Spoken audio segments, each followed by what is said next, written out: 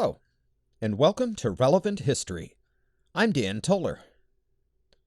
Today's episode is part 2 of a two-parter on the history of the nation of Serbia from their revolution in the early 1800s up through the end of World War I or thereabouts. If you'd like to hear part 1 of the story, simply look at last episode, which is For the Honor of Belgrade, Part 1.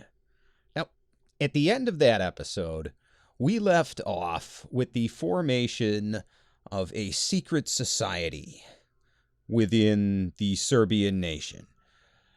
If you recall, the Serbian king, Alexander Obrenović, was unpopular, and a group of army officers assassinated him and replaced him with his rival, Peter Karađorđević. This marked the end of nearly 100-year dispute over which dynasty, the Obrenović dynasty or the Karađorđević dynasty, should be ruling the nation of Serbia, and the Karađorđević dynasty came out on top, with Peter Karađorđević being installed on the Serbian throne. Now, this group of army officers that had overthrown Alexander Obrenović, I referred to them in the last episode as the Black Hand. Now, that is technically not accurate yet at this point in time. This was just an army officer conspiracy to remove the hated king. The actual name Black Hand would not come about until nearly a decade later. But even so, after Alexander Obrenović's overthrow in June of 1903, the group that would become the Black Hand remained influential, at least at lower levels in the military. This was mainly due to the influence of the founder of the Black Hand, right? If you remember him, his name was Dragutin Dimitrović, also known as Apis, right? Because he was a big, strong man, just like Apis, the bull god. And Apis remained active in the military. He actually would become an instructor at the Serbian Military Academy. And there he would build a network of junior officers that vastly expands the reach of what would become the Black Hand. And Peter Karađorđević would have to deal with this group of officers through most of his reign. Now, Peter himself was a Renaissance man, and he was a little bit older, right? He was actually 60 years old when he took the throne. He had been born in 1844 and was the son of Prince Alexander Karađorđević, right? Remember, back then the Serbian leaders were not kings, they were princes, and Peter for a time was the heir apparent to the Serbian throne. But when he was 14 years old in 1858, as you'll recall, Alexander Karađorđević was deposed and exiled. Now, surprisingly, this actually did not have an immediate negative impact on the young Peter. At the time of Alexander's deposition, he was already on his way to attend secondary school in Geneva, Switzerland, which he did. And then when he finished there in 1861, he moved to Paris, where he enrolled in the Saint-Cyr, that is France's most prestigious military academy. It was founded by Napoleon, and actually today in 2020, it remains France's most prestigious military academy. And during his time there, Peter did not just study military strategy. He also found time to study philosophy, and he was so impressed by the works of British philosopher John Stuart Mill that he became the first person to write a Serbian language translation of Mill's most famous work, well, potentially most famous work, On Liberty. And that was during his studies. Peter would remain in France, and in 1871, he actually joined the French Foreign Legion. Now, because it wouldn't play well for a member of Serbian royalty, even deposed Serbian royalty, to be fighting in the Foreign Legion, he used a pseudonym, but he fought in the Franco-Prussian War. Now, that war itself was a disastrous French defeat. The Prussians effectively defeated the entire French army and captured the emperor within a month. But the war did go on technically for a little while after that. And Peter actually won the Legion of Honor, which is a major French military medal. At one point, he is captured by the Prussians, but he escapes and returns to his units. And when the Franco-Prussian War is over, he takes that military experience back to his own people. Now, he can't, for political reasons, go into Serbia right now. His father was deposed, a rival dynasty is on the throne. He would be seen as a threat. So instead, what he does is goes to neighboring Bosnia. If you look at a map, Bosnia is just to the west of Serbia. They're separated by a river, but other than that, it's next door. And he joins some guerrilla units which are fighting against the Ottoman Empire, who at this time are the overlords there. And this is low-level fighting. This is not a full-scale insurrection, but this is an area of the world where there has been unrest for some time. Regardless, Peter's presence in Bosnia as a leader of any kind to Serbian people is seen as a threat to the current Serbian prince, Milan Obrenović. Milan is trying to send agents out to arrest Peter, so Peter flees to Paris. And while he is there, a Serbian court actually tries him for treason in absentia. There's this non-specific plot to overthrow the Obrenović dynasty, and he is sentenced to hang, but the sentence really carries no weight outside of Serbia. So Peter remains free. And in 1883, he would settle in the small country of Montenegro, near Serbia, and he would marry a lady named Ljubka, a princess of Montenegro. And before her death, they would have 4 children together. In 1890, she would die giving childbirth to their 5th child, Prince Andrew, who also died during the birth. And Peter, at this time, is working with the Prince of Montenegro, Ljubka's father. Now, Montenegro at the time is much like Serbia had been as a princedom, right? It is ruled by a prince, not a king. So this guy, Prince Nicholas, is in charge of Montenegro, and they're working on a plan together to invade Serbia and put Peter on the throne, sort of push Milan Obrenović out. In other words, there may not have been a plot to overthrow Milan Obrenović earlier, but now there is. Nicholas backs out at the last second in 1894. Reasons are unclear as to why, but it's not unreasonable to think that Peter really needed to have the backing of the Serbian military if he wanted this to work, at least of some portion of the military, right? Montenegro's a small country, very small, even significantly smaller than Serbia. So the Montenegrin army is only going to get you so far if you're trying to launch this invasion and coup. Regardless of whether that was Nicholas's reason or not, he does back out. And Peter is angry at this point, right? Ljubka is dead. There's really no reason for him to stay in Montenegro, so he doesn't. He takes his 3 surviving children. Another had died in infancy. He takes his 3 surviving children, and he moves back to Geneva, right where he had gone to high school.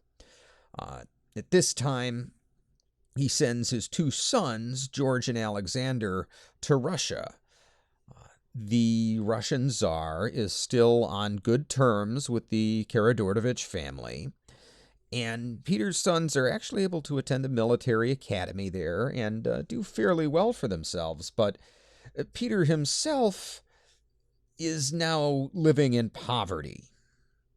He doesn't really have any estates. His family wealth is more or less dried up. And he's living in an apartment in Geneva until 1903. When he's 59 years old, and the May coup assassins, right, the people who would become the Black Hand in Serbia, overthrow Alexander Obrenović, and the National Assembly decides that who else but Peter Karađorđević should be king. So he accepts the title. And his position on the coup is interesting. He is openly glad that the Obrenović dynasty is no more. After all, this is, as I said, nearly a century-long rivalry, and it makes sense that he would be happy that it's finally done with and his family is no longer under that cloud. At the same time, being a king now himself, he can't condone an assassination, and truth be told, he seems to feel badly about how it was carried out, right? With Alexander and his wife being pulled out of their closet and shot summarily. Peter at the time would say, quote, "It was neither gentlemanly nor worthy of the 20th century," unquote. Well, regardless of his personal feelings, Peter would have to deal with this group of army conspirators through most of his reign. And his reign would begin on September 21st, 1904. And that was, just as a side note, not just a big day for Serbia, but a big day for film history, because the recording of Peter's coronation is the world's very first newsreel. Anyway, reactions around the rest of the world are mixed. This is not only a military coup, but also a change of dynasty in Serbia. As you might expect, right? Remember, the Russian Tsar Nicholas II, as I said, was friendly with the Karađorđevićes. He welcomes Peter's rise. The Austrians are neutral. If you'll recall, the Obrenovićes had been fairly friendly to the Austrians, the Karađorđevićes not so much, so the Austrians are kind of going to wait and see what Peter's rise means for Austro-Serbian relations. Oddly enough, the country that is most upset is Great Britain. The British being people who are very dedicated to law and order and doing things the proper way. They want to see the conspirators arrested and tried. Right? They don't have a problem with Peter taking the throne. That's fine. That was an act of the National Assembly. But these conspirators, well, they did murder the old king, and we can't have that. They've got to pay for their crimes. Peter refuses to arrest the conspirators. One of his first acts as king. And I should point out, it's questionable whether or not he could even arrest the conspirators. That's going to come up again and again throughout this story, where, for a variety of reasons, Serbian leaders do not rein in the Black Hand. You've got to remember, the Black Hand is not the majority of army officers. It's certainly only a small fraction of the senior leadership, but there are enough of them to cause trouble. And Serbia, with its history of coups and instability, is potentially vulnerable to that. So the king and the prime minister of Serbia throughout this period are going to have to be careful about how they navigate that situation. Anyway, Britain is most upset about this situation, and they do, for a time, actually cut off diplomatic ties over Peter's refusal to arrest the May coup conspirators. Now, Britain notwithstanding, the country other than Serbia most affected by this change in dynasty was undoubtedly Austria, right? Remember, we said they had the friendly Obrenović dynasty. Now they have to wait and see what Peter Karađorđević is going to do. And the reason this is particularly problematic for Austria is that there is a large ethnic Serb minority just across the border from Belgrade in the southern part of the Austria-Hungarian Empire. We talked about that last episode, this zone that used to be called the military frontier. Well, now, since the Treaty of Berlin in 1878, right, the same treaty where Serbia became fully independent, Austria has now had even more Serbs within its bounds. Well, sort of. The district of Bosnia-Herzegovina has been in a weird legal limbo. This district, right to the west of Serbia, is still technically part of the Ottoman Empire, but not really. You see, Austria-Hungary not only maintains the right to defend the Christian peoples of that country, but they also maintain military garrisons there. Right? Hard to say that that is really Ottoman territory when their rivals, the Austria-Hungarians, have military units stationed there. Now, Austria so far has been hesitant to act further, right, to formally annex this region. Part of this has been because it would cause trouble with the Ottomans again, right? And as much as the Ottomans are a fading power, the British policy of maintaining the balance of power in Europe, as well as other factors, right? Not all the great powers want to see the Ottomans fail, and countries, particularly at this time, Britain and France, are liable to join the Ottoman side if Austria tries anything. Another problem for Austria is that were they to take any action in Bosnia-Herzegovina, and were Serbia to object, now that the Karađorđević dynasty is back in control, Serbia might just have the backing of the Russians as well. This essentially makes it impossible for Austria to take any further action towards seizing Bosnia at that time, but then something changes. Right as Peter Karađorđević is taking the Serbian throne in 1904, Russia goes to war with Japan. You've got to remember, right, Russia is the largest country in the world. It is today, and it was even bigger back then. It stretches from what is now modern-day Poland all the way to the Pacific Ocean. And even as it's embroiled in European politics, Russia is trying to maintain some warm weather ports in the Pacific Ocean, right? It's not enough to have a few ports up in Siberia, right? Those freeze over in the winter. And if you want to have any kind of naval presence, heck, any kind of consistent year-round commercial activity, and grow this vast eastern territory of Russia, well, you want some warm weather ports. And at this time, the Japanese also have an empire. and they have some territory around Manchuria, right near Siberia, right, along the edge of what is now Russian territory, and the Russians decide to go to war with Japan. At the outset, most European powers and thinkers consider that this war is just going to be a cakewalk. There's a little bit of racism there.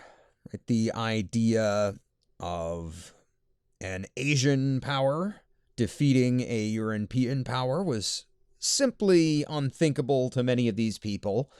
But it was also true that Japan, I should point out, much like some of these Eastern European countries, Japan was just recently coming out of its own feudal era. Now, they had gone through a period called the Meiji Restoration, where in the course of a generation, Japan, in the late 1800s, modernized from what was essentially a medieval economy to an economy on par with the countries of Europe. And this was done very intentionally.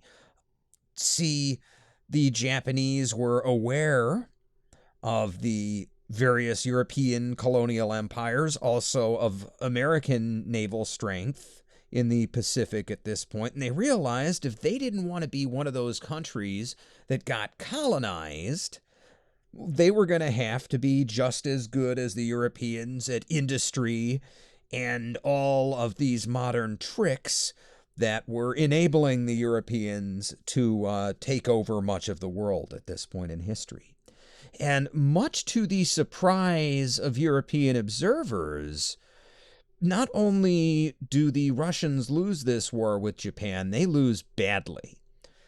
The Japanese would first meet the Russian Pacific Fleet in battle, and through superior maneuvering, sink the Russian Pacific Fleet, more or less entirely. There were some ships that got away, but not enough to form an effective fighting force. The Russian Tsar, Nicholas II, the last Tsar, by the way, was not to be deterred by this Asian power, and he sailed his Baltic fleet all the way around the globe to meet the Japanese fleet in battle again and take revenge. And that fleet is also sunk almost entirely. And these two battles are a humiliation to the Russian Navy, but also to the Russian nation. Again, you've got to remember what these times are. These are the times when European countries are going around colonizing the rest of the world. Even Belgium, a country right about the size of Serbia, come to think of it, they've got a huge chunk of Africa. And here the Russians are getting their navy demolished by the Japanese. Now, as history would show, the European powers may have been underestimating Japanese strength at this point, not giving the Russians enough credit, but rather assuming that since they lost to the Japanese, they must be really bad. Either way, this is a lot of egg on Russia's face, and it makes them look very weak, certainly compared to any of the European powers that are not struggling militarily, and this emboldens Austria to act. Well, I should say that emboldens them to act as far as Russia is concerned. Now, they still have to worry about the Ottoman Empire, but not for long. See, in the year 1908, only 3 years after the sinking of the Russian fleets, in the year 1908, turmoil would erupt within the Ottoman Empire. In July, a sizable portion of the army revolts. This revolt is backed by a coalition of both educated liberals and union workers, led by a group of intellectuals known as the Young Turks. And what these people all have in common is a couple of things. First, they seek an elected assembly. The Ottoman Empire had briefly had an elected assembly in the 1800s before the Sultan disbanded it. Well, the Young Turks want that back. And they also recognize that the Ottoman Empire is weak, and their solution is much like the solution we would see certain other countries taking over the next couple of generations. Their solution is to make this state Turkish again, to get rid of some of these minorities that are not necessarily loyal to the empire. They want their old glory back, but they don't necessarily see the loss of the empire's non-Turkish people as a bad thing. After all, those people have been nothing but trouble and rebelling, and better off for us to have a strong Turkish state. And due to the weakness of the large multi-ethnic empire overall, they've lost a lot of their non-Turkish and non-Muslim territories over the last generation. The Sultan cannot possibly hope to hold anything together without the full support of the Turkish people. So he does what he has to do and gives in to the demands of the Young Turks. But this leads to a time of instability and restructuring within the Ottoman Empire, and that gives Austria an opportunity on the Bosnia-Herzegovina question.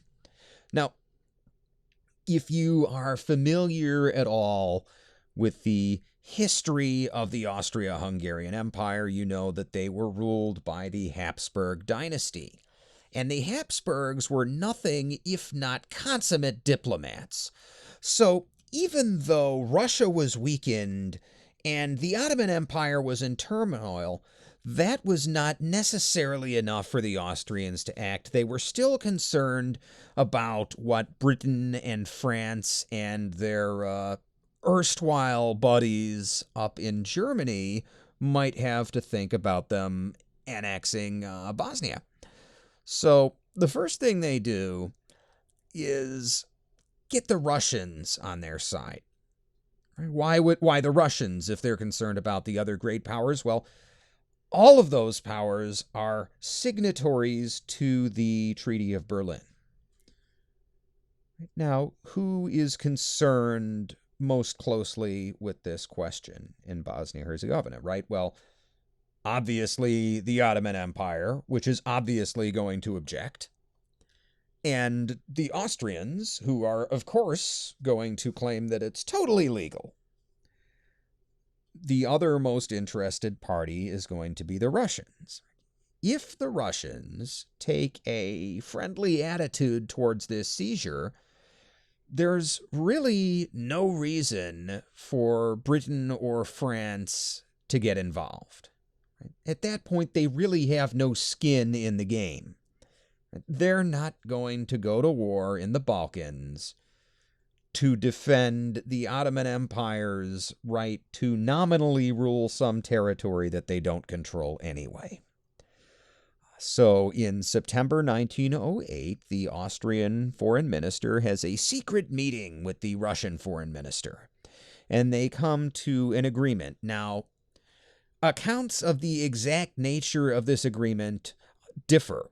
Because the meeting was secret, there were no minutes actually taken, so exactly what was agreed upon depends who you ask. But the gist of it is that the Austrians will agree that they will annex Bosnia-Herzegovina, but in the process they will give up some Ottoman territory that they had no way of actually holding. The theory being that handing back this little bit of land would sort of save the Ottomans' face and eliminate or at least reduce any incentive for them to go to war over it. Well, okay, that's what Austria gets out of this secret deal. What about the Russians? Well, in return for Russia taking a friendly attitude towards this Austrian seizure, right, when all the great powers they're gonna meet to discuss this when it happens. Russia agrees to take a friendly attitude, and then when the powers, the signatories to the Berlin Agreement, get together, Russia is going to demand navigation rights through the Bosporus. The Bosporus being the narrow stretch of water that connects the Mediterranean and the Black Seas. The Russian Navy has a small Black Sea fleet. If they obtain navigation rights through the Bosporus, which is controlled by the Ottomans, if they get navigation rights, they can become a world-class naval power. And Austria agrees to take a friendly attitude towards this proposal. So, the Russians are on board. Without the Russians, the Serbs can't really do anything about this seizure. The Ottomans can't really do anything about it either, and nobody else is going to care. What the Austrians need next is a catalyst, some sort of event that will allow them to take action. And that event takes place on October 6th, 1908. In a move that was probably prearranged between Bulgaria and the Austrian Empire, Bulgaria, which is a principality in the Ottoman Empire at this time, declares complete and total independence. Now, like some of these other principalities, they had been de facto independent for a while, but now they're going to be fully independent.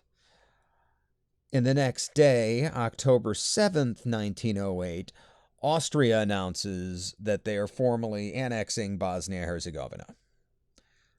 The Ottomans protest this seizure, as do the Serbs, oddly enough. The Serbs even mobilize their army. They see this as naked Austrian aggression, which, let's be honest, it kind of was. And it's right in their back door, and if the Austrians, who already have a bunch of Serbs in their territory, are now taking over a bunch more majority Serb territory, or largely Serb territory, that looks like a threat to Serbia. But again, right, the Austrians have gotten the Russians on their side, and without the Russians to back them, the Serbs really don't dare do anything militarily to stop this Austrian aggression. What they do instead is make an empty threat. They demand that the Austrians give them some of this other majority Serb land that's already inside the Austrian Empire, or they're going to go to war. And the Austrians ignore them. They call their bluff, and the Serbs do not go to war. And it is left to the major powers to decide what happens. The signatories to the Berlin Treaty meet, and they agree on a settlement. The powers will recognize the seizure of Bosnia-Herzegovina as a fait accompli. In other words, they take no stance on whether or not it was legal. They simply say, what's done is done. It's part of Austria-Hungary now. But in return, Austria must pay the Ottoman Empire 100 million kronen in compensation for Ottoman public lands that are part of this seized territory. And I did the math on that. And that 100 million kronen works out to roughly $500 million in today's money. So Austria tried to buy Bosnia-Herzegovina for $500 million, and what do you know? They succeeded. But in the process of getting what they wanted, they reneged on a couple of other important agreements. Right. First, Much like they had given some assurances to the Russians, Austria had already given some assurances to Italy as well, Italy being one of the powers that had signed the Treaty of Berlin. Well, Austria agreed that if Italy backed them, they would give Italy a strip of land in exchange for their cooperation. This is actually part of the settlement agreed on by the great powers, but Austria never actually hands the land over. This would become a bone of contention over time because Austria and Italy were supposedly allies, but a wedge would slowly form between them, not just over this, but this was a symptom of a broader trend. But Austria's bigger mistake is that they go back on the deal with Russia as well. See, Great Britain at the time, being the world's unchallenged #1 naval power, does not want to see any potential rivals. And if Russia gets these navigation rights through the Bosporus and has a powerful Black Sea fleet that can sail out through the Mediterranean and into the world at will, well, that might be a threat. Austria needs Britain not to get involved in the Bosnia question. Britain is the world's #1 superpower at the time. It's extremely important that Austria have their support. So they take Britain's side when Russia asks for these navigation rights, fully expecting Austrian backing. In response to this betrayal, the Russian foreign minister calls the Austrian foreign minister, quote, a dirty Jew, unquote. Needless to say, this does not go over well with the Austrian foreign ministry. And maybe I have to take back a little of what I said earlier about the Habsburgs being consummate diplomats, because in this case, the Austrian response may be an overreaction. See, what they do is they publish a series of secret backroom deals they had been making with the Russians since 1878, since the Berlin Treaty was originally signed to divide up the Balkans. Turns out this whole time, the Russians and the Austrians have been playing footsie under the table as regards the disposition of territory in the Balkans. This is embarrassing for Russia. Right? After all, their propaganda has been about being the defenders of the Slavic people, and in particular of the Orthodox Slavic people. And now it's come out publicly that this is just propaganda for their geopolitical purposes. Now, Russia, in turn, protests this Austrian release of documents, pointing out correctly that by releasing all these secret agreements, Austria has permanently damaged her own reputation, right? After all, if you are a country and you're releasing secret agreements, well, nobody else is going to want to make any kind of sensitive or secret negotiations with you because you might make that public. This diplomatic debacle makes no friends for either country, but the outcome of the negotiations between the great powers is that if Serbia were to continue protesting Austria's seizure of Bosnia-Herzegovina, they would be doing so alone. So the government steps down from their threats of war and issues an official statement that says, quote, Serbia recognizes that she has not been injured in her right by the fait accompli created in Bosnia-Herzegovina, and that consequently she will conform to such decision as the powers shall take in regard to Article 25 of the Treaty of Berlin. Submitting to the advice of the great powers, Serbia undertakes already now to abandon the attitude of protest and opposition which she has maintained in regard to the annexation since last autumn, and undertakes further to change the course of her present policy towards Austria-Hungary to live henceforward with the latter on a footing of good neighborliness. Conformable to these declarations and confident of the pacific intentions of Austria-Hungary, Serbia will reduce her army to the position of spring 1908 as regards its organization, its distribution, and its effectiveness. She will disarm and disband her volunteers and bands and will prevent the formation of new units of irregulars on its territories." Unquote. So what the Serbian government is saying is that they may not agree with the seizure of Bosnia-Herzegovina, but although it is Serb majority, it was not part of the nation of Serbia, and seeing as the great powers are recognizing the seizure, they're going to go along. Pay attention to the last sentence of their statement, though. She will disarm and disband her volunteers and bands, and will prevent the formation of new units of irregulars on its territories.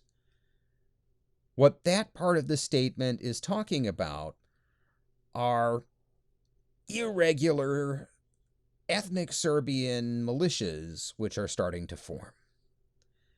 And Serbia, as it turns out, the Serbian government would have a difficult to impossible time of eliminating these bands. Now, this was in part because many government ministers are now on board with these paramilitary ethnic Serb groups.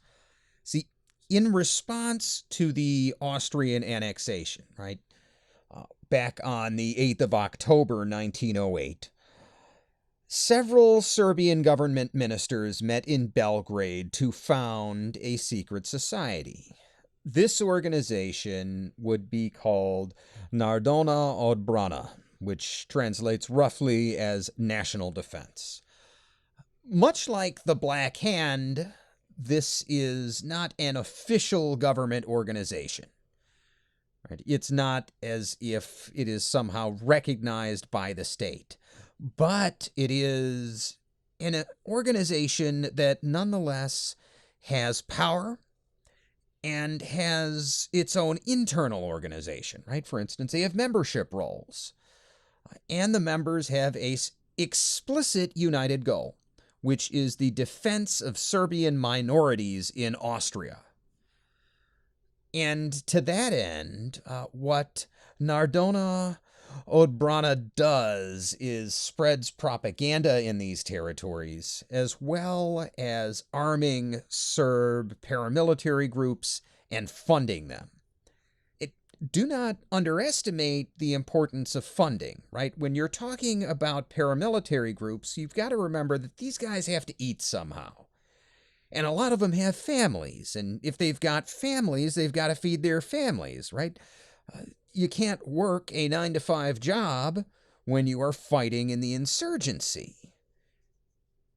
Somebody's got to pay these people. And as it turns out, it is a number of fairly well-off people, primarily in the Serbian capital, who are funding these militias that start causing trouble for the Austrian authorities, both in Bosnia-Herzegovina and in the other Austrian territories with large Serb majorities, or minorities, as the case may be.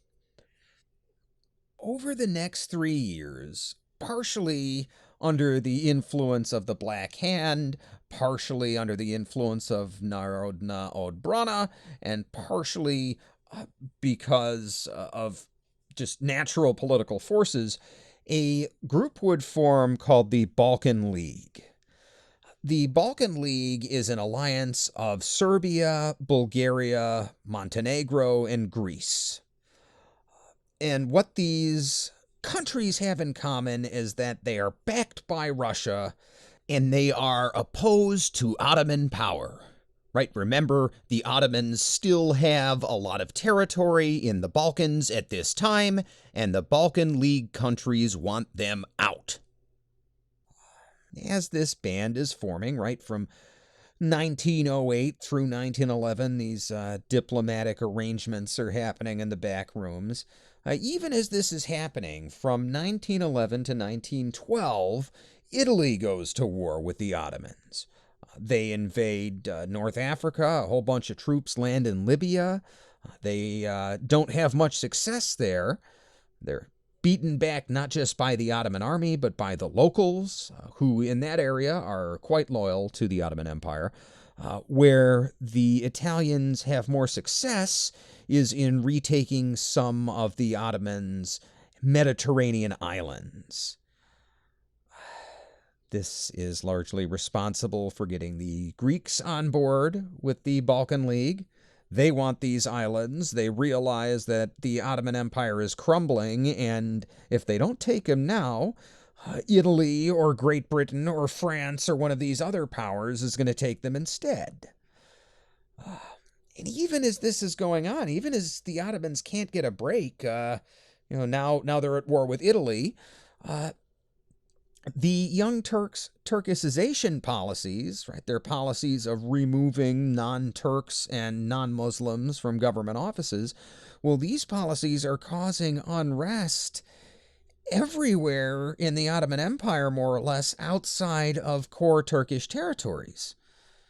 Right? Anywhere where the majority of people are some non-Turkic ethnicity, well, there's going to be some backlash against these policies, and that backlash is particularly severe in the Balkan territory of Albania. Now, Albania is majority Muslim, but they are an ethnic minority in the Ottoman Empire, and there's also a large Christian minority in Albania, and this leads to a series of rebellions. As a matter of fact, there are 3 separate Albanian rebellions between 1908 and 1911. In May of 1912, right, even as the Ottoman Empire is still sorting out this war with Italy, yet another Albanian rebellion breaks out, and this is a rebellion by Christian minorities, and it is successful in taking over much of the north of the country. Now, not incidentally, Albania is the largest Ottoman territory in Europe that remains truly in Ottoman control. So the Balkan League decides to take advantage of this unrest.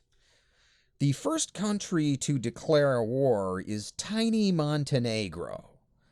And again, this very small country taking advantage of some larger allies here to throw the first punch.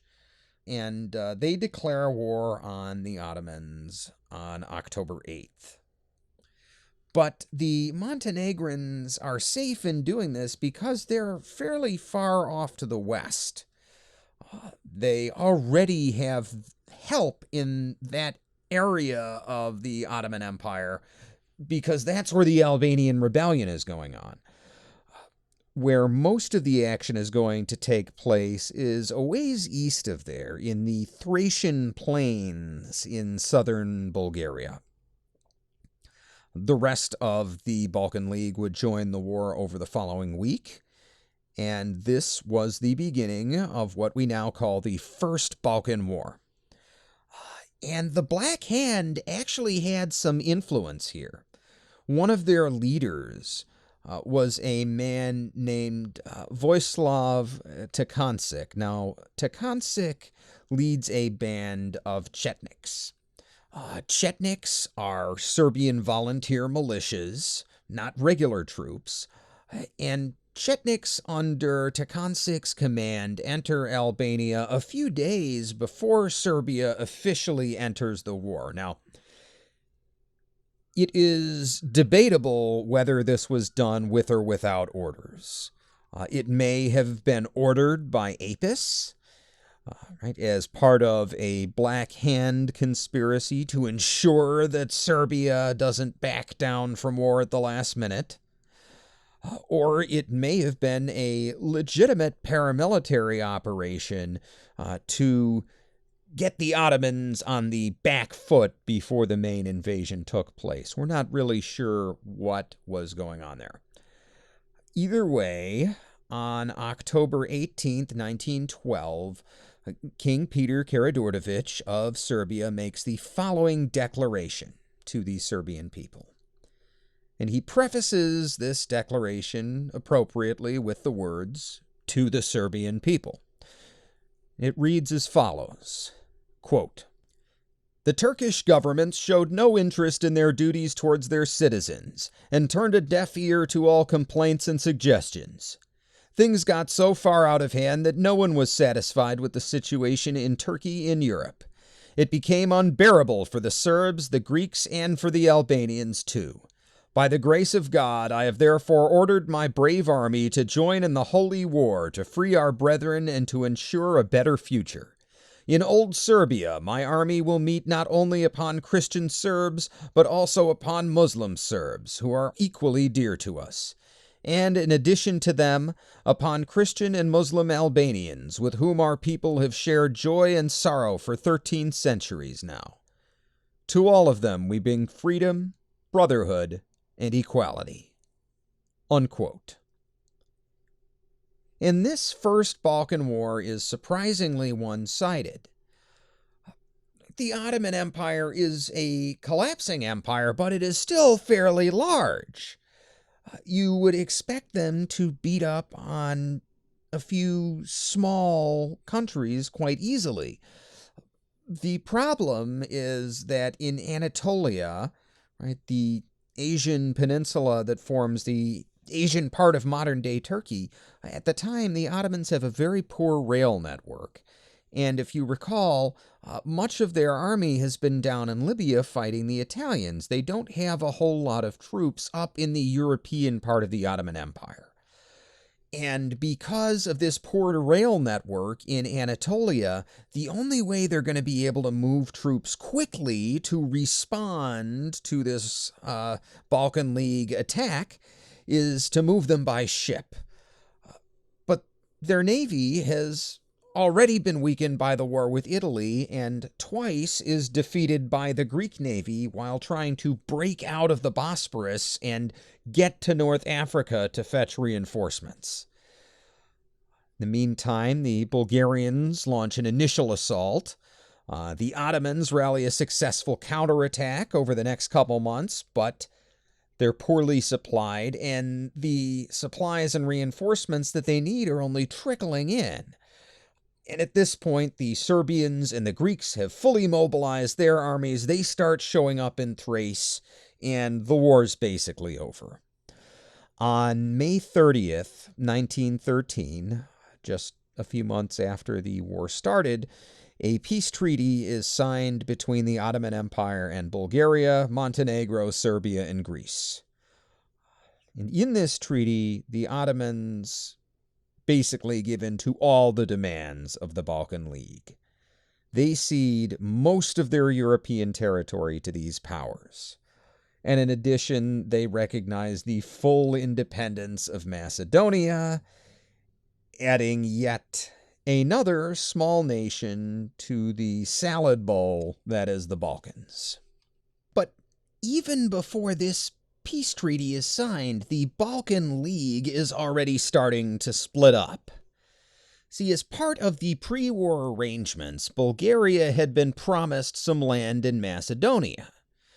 But Serbia and Greece have occupied that land instead. If Bulgaria had gotten this land themselves, they would have had territory stretching from the Black Sea to the Aegean. They would have had land on both sides of the Bosporus. They could have become a major regional power. And instead, the Serbians are sitting in the Serbian part of Macedonia, and the Greeks are sitting in the Greek part of Macedonia, and Bulgaria is getting very little out of this war. And on top of it, Greece and Serbia show no signs of pulling out. On May 1st, almost a month before the First Balkan War is even over, Greece and Serbia sign an official military alliance. And after the peace treaty is signed, their troops refuse to leave. Bulgaria waits a little over 2 weeks before declaring war on Serbia and Greece on June 16th, 1913. This would kick off what's called the Second Balkan War. For the next month, the Bulgarians would first attack the Serbians. They could not get past the border. The Serbian defenders were too strong. And at that point, the slightly weakened Bulgarian army is driven out of Macedonia by a Greek offensive. And then other powers start jumping on board.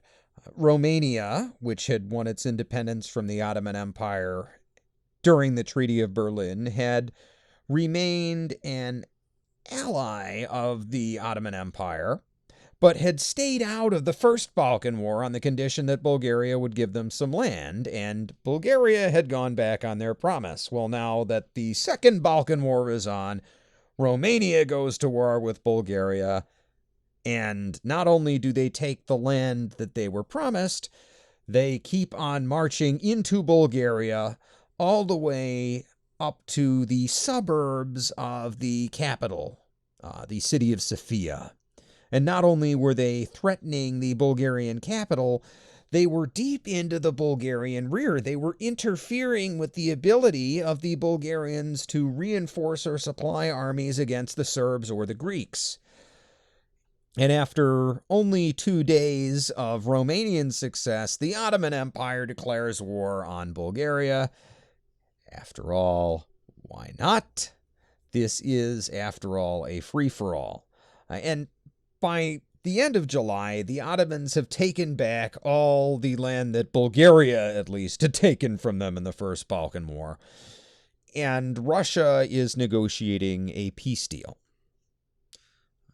And a peace is signed relatively quickly. This is a short war, right? It began on June 16th with a Bulgarian declaration of war, and it ends... Well, actually, it ends with 2 different treaties. The first treaty is signed on August 10th.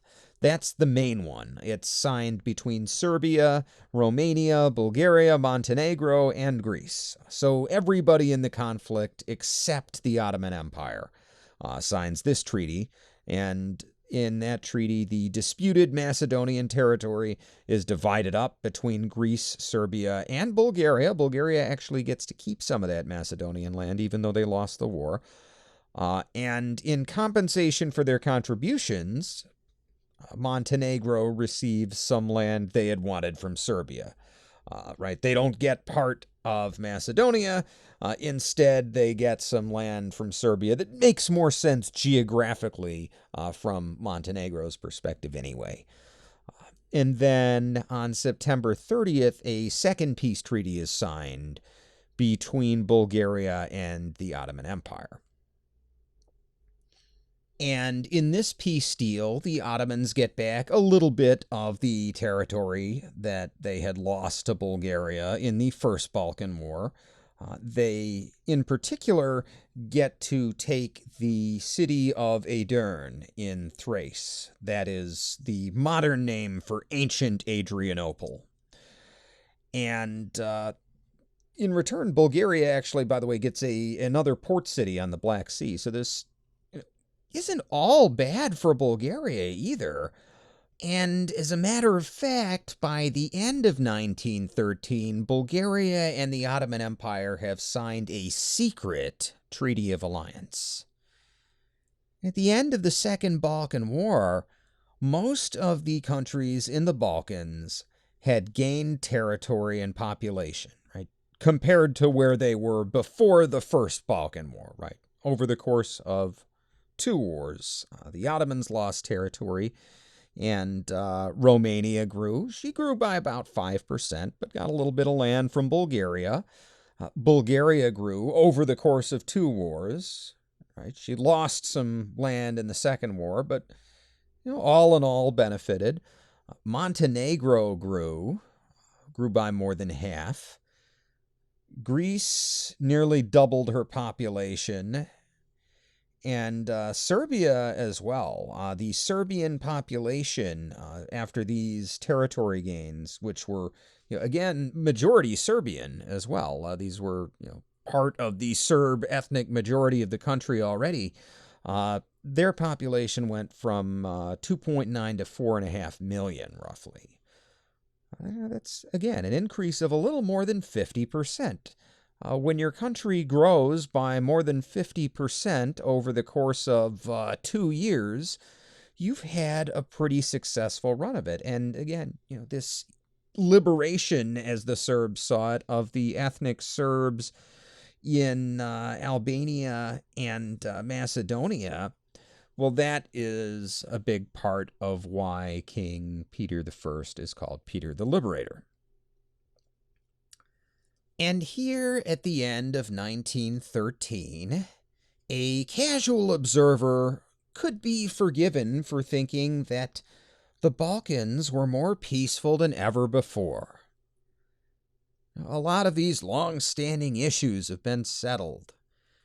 Right? All of these countries have grown. The ethnic tensions in many places have been relieved. Now they can get back to enjoying their lives and running their societies. And so it might have been, but the Balkan Wars had some consequences inside of the Serbian military and government. By the end of the wars, Narodna Obrana and the Black Hand had effectively merged. And at this point, they now make up a sizable, powerful minority in both the military and the press. Right? They control a lot of the media. Right? In these days, basically meaning, newspapers. They control a lot of what people are hearing and informing a lot of public opinion. And Apis has established himself as the overall leader. As a matter of fact, Apis is already active during the Balkan Wars in trying to spread the conflict further to other ethnic Serb areas. He tries to create chaos in Austria by sending an assassin to kill the emperor, Franz Joseph, but the assassin fails. In 1912, Apis sends another assassin, a man who will appear again in our story, a Muslim Serb named Muhammad Mehmedbesic. Well, Muhammad Mehmedbesic would be sent by Apis with a poisoned dagger.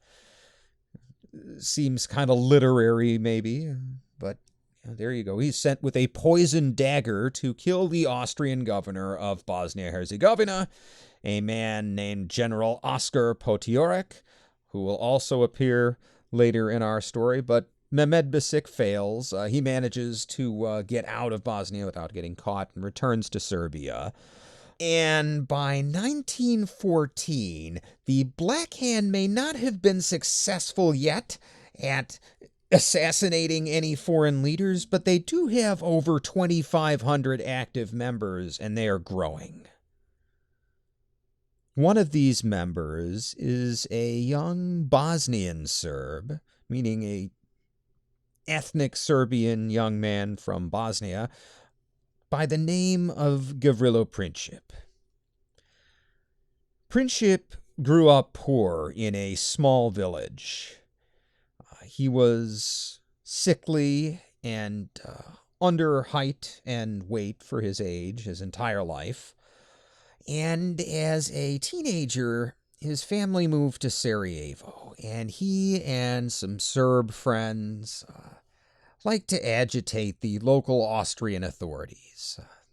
They scrawled graffiti on some walls and things like that. But in 1910, Princip had a political awakening, what modern people might call a radicalization. When Princip was 16 years old, a Serb nationalist named Bogdan Zaric tried to kill an Austrian military officer. And Zaric fired 5 shots from his revolver, all of them failed to kill the officer, and with his sixth round, Zaric took his own life. Zaric becomes a symbol for Serb nationalists in Bosnia, and it so happens that this incident occurred just in front of Princip's apartment. Supposedly, at one point when he initially found out about this, it was because he came across the scene with Zaric's blood still wet on the pavement. And in less than a year, in 1911, at the age of 17, Princip had joined a group called Young Bosnia.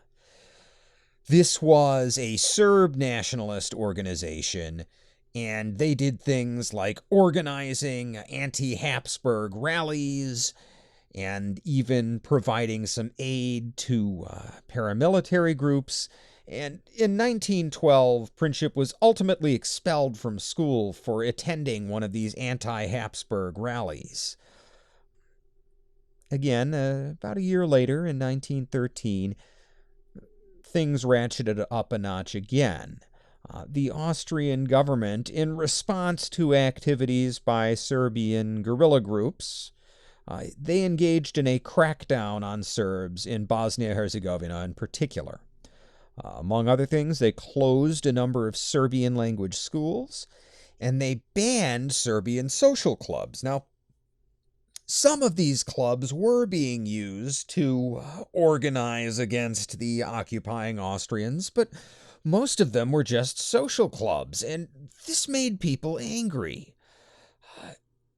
It inflamed the population to the point that many of the local people, particularly young men who had become radicalized, emigrated to Serbia to look for help from their fellow Serbs. And when Princip goes to Serbia, he goes to Belgrade, and he joins a Serbian paramilitary organization, part of the Narodna Ordana Black Hand organization, under the leadership of none other than Vojislav Takancic. That is, that Chechnik leader who had maybe prematurely, maybe not attacked Albania, right? Well, that guy is still active, and he ends up recruiting Princip along with Mohammed Mehmedbesic, the fellow with the poisoned dagger.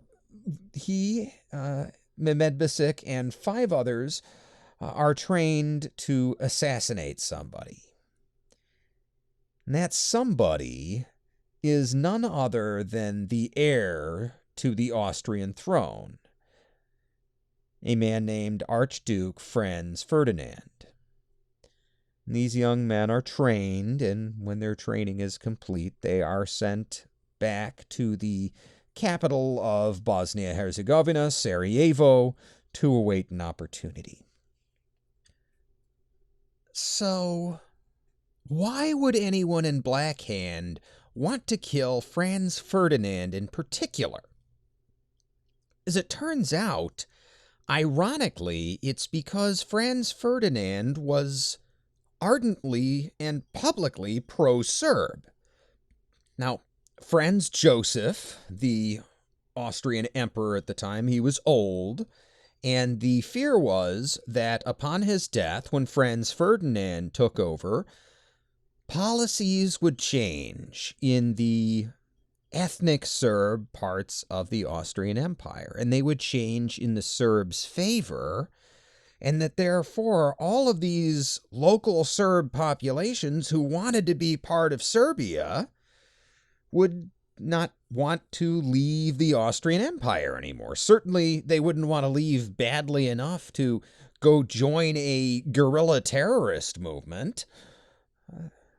So if Black Hand wants Serbia to eventually get this territory, they need those local Serb populations to remain dissatisfied. They actually need an anti-Serb Austrian leader. Now, the question over who ordered the assassination of Franz Ferdinand is still open. Some believe that Apis ordered it, and others believe that it was a rogue operation by Major Takancic. There's some good evidence for both sides. It's one of those interesting historical mysteries that, if you want to, you could really delve into that. Entire books have been written just about this plot here and how it unfolded. What we do know for sure is that this plan was not approved by the overall senior leadership of Black Hand. So whether it was an order from Apis or a rogue op by Takancic, Apis does ultimately send an agent to Sarajevo to meet with one of the would-be assassins just days before the assassination. Was he trying to stop them? That is what he would claim later, but we don't actually know what went on between that messenger and the person he met with. See, the conspirator he met with was a man named Danilo Ilic, and he would be executed by the Austrians shortly after the assassination. We don't really get to hear his complete side of the story. Furthermore, Takancic would go on to be killed in action in 1915. We never really get to hear his side of the story, right? Sometimes these things happen and people retire and they're old, and in their 80s they write a tell-all memoir where we find things out, right? Well, this does not happen here. As we'll see, Apis is also dead by the end of the war. So all the major players really don't get to tell their story at a later time, right, with any kind of historical hindsight. Now, without getting too far off into the weeds on this conspiracy, the other interesting thing we know is that the conspirators found out how to get to the Archduke from an anonymous letter that was sent to them. It wasn't actually a letter, it was actually a newspaper clipping of an announcement of the Archduke's visit to Sarajevo. Conveniently enough, along with the parade route, because all of this information had been publicly published. We don't know who the anonymous source is, but the existence of this message is sort of evidence that maybe this really was a rogue operation by Takancic and that Apis wasn't involved. Why? Because it indicates to us that he was not sending that messenger to tell the conspirators how to get to the Archduke. Right? We don't know what the messenger was sent to say, but considering the existence of this newspaper clipping, it doesn't really make sense to send a messenger, right? This is a spy operation. When you're doing spy stuff, the number one rule is don't get caught. And if you're trying not to get caught, it doesn't make sense to send the same message two different ways, right? That's two different ways that message might get intercepted. Again, this is evidence, though. It's not proof that Apis was not involved. It's another interesting facet to the mystery. The night before Archduke Franz Ferdinand arrived in Sarajevo, the 7 conspirators would visit the grave of Bogdan Zaric, which is right there in Sarajevo. Franz Ferdinand would arrive in Sarajevo early in the morning on July 28, 1914. Officially, he is there to inspect his army, but the country's not at war at the time. They're not even, as far as they know, facing a war anytime soon. This is really a public relations trip, right? Remember, this is a part of the country where there is unrest going on, mostly with the local Serbian population not happy with the crackdowns on some of their freedoms. And Franz Ferdinand is there on a goodwill mission, right? Franz Joseph is pushing 90 years old. So if the people see Franz Ferdinand as their friend, it could really go a long way towards breaking up a lot of that hostility towards Austrian rule. The Archduke, his wife Sophie, and Governor Oscar Potiorek would share the third car in a motorcade to go from the railway station to the military barracks. Now, Potiorek had wanted to line the streets of Sarajevo with troops. He felt this was best for security. He feared an attempt on the Archduke's life. But Franz Ferdinand thought that this would offend the local citizens. Again, this is a goodwill trip. If you have that kind of military security with the people being blocked off from the streets and everything, it sends the wrong message. Right? Franz Ferdinand is coming as a friend to the Serbs, not as an occupier. So, at his demand, local police are used for security instead. The problem with this is that there are only 60 police officers on duty along the entire parade route. There simply aren't enough of them to provide adequate security for the Archduke's entire itinerary. But the first part of the day goes okay. They stop at the military barracks, and while they are there, the assassins are preparing to strike. See, at 10 a.m., the motorcade is scheduled to leave the military barracks and head towards town hall. Remember, the Austrian newspapers had very helpfully published all of this information in advance, which is something that no security team for any important person would ever think of doing these days. But these were simpler times, and the assassins knew exactly what route the Archduke's motorcade would be taking from the barracks to the town hall. So they position themselves at various points along the route. In total, there are 6 men waiting to strike, and Danilo Ilic is the fixer. So he was the one responsible for meeting with Apis's messenger, whatever may have been said, and he's been responsible for smuggling guns and bombs into the country to arm the assassins. They receive from him an assortment of guns, bombs, and each one of them, regardless of how he's armed, also gets a cyanide pill, lest they should be captured. And Mehmed Bisik is the first assassin in line, right? He is, again, the fellow with the poisoned dagger who failed to kill Potiorek the first time. Well, now he's standing there with a bomb, and as he's getting ready to pull it out of his coat and arm it and throw it, a police officer walks up behind him, so he does not act. The next assassin is a young man named Vaso Kubrilovic. He's standing right next to Mehmed Bisik with both a pistol and a bomb, but that police officer's right there, so he also doesn't act.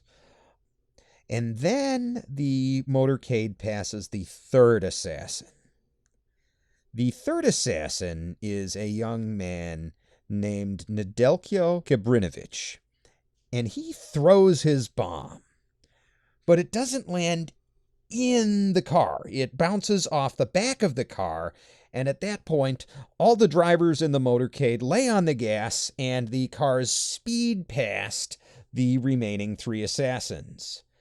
Kabrinovic tries to commit suicide before he can be captured. He takes his cyanide pill and jumps off a bridge, and you would think that would do it.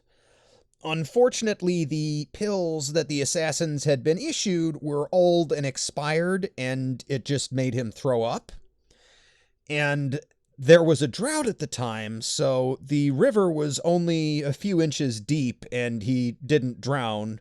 Instead, he is captured by the crowd and beaten very badly before the police are able to get to him and take him into custody. Now, as I said, the motorcade after Kabrinovich threw the bomb had sped off. It went past the remaining three assassins faster than anybody could react and reliably take a shot at Franz Ferdinand. The motorcade arrives at Town Hall shortly thereafter, and Franz Ferdinand is angry. He greets the mayor and he says, quote, "Mr. Mayor, I came here on a visit and I am greeted with bombs. It is outrageous." Unquote. Sophie talks to him. Apparently, she calms him down a little bit and he agrees to give his prepared speech. The mayor gives his speech welcoming the Archduke to the town. He doesn't even mention the attempted assassination. And then it is Archduke Franz Ferdinand's turn to speak. And he gives his prepared remarks, but then he actually thanks the people of Sarajevo for their warm welcome and says that he can see from the delighted expressions of the crowd that they are glad that the assassins failed. He's playing a propaganda game too, don't forget. Right? He is a friend of the Serbs, and he is not going to let some fringe terrorist group keep him from potentially eventually strengthening the Austrian Empire by gaining the loyalty of this very large and influential minority group. But history here would intervene with a series of bizarre coincidences that gave us a major disaster that was World War I. See, the party has a change of plans at that point. They decide to go to the local hospital to visit the wounded from the bombing. Right? The bomb bounced off the Archduke's car, but it did injure some people in the motorcade, and they're being treated right now. So the Archduke and Sophie decide to go visit. And for speed purposes, they decide that they're not going to take the direct route to the hospital. See, the direct route would take them through some winding back streets in the city where they could get caught up there, and it's faster actually to take the slightly longer route, but to follow the main road where the original parade, right, had taken them from the military-based town hall. Well, they're taking that same road back, and those three remaining assassins who had given up on any chance of even seeing the Archduke that day, well, one of them is still in the area. That assassin is Gavrilo Princip. He has also left the parade route, though. He's gone about a block away to stop in front of a delicatessen because he thinks that the Archduke might go to the hospital, and that delicatessen is on the road to the hospital.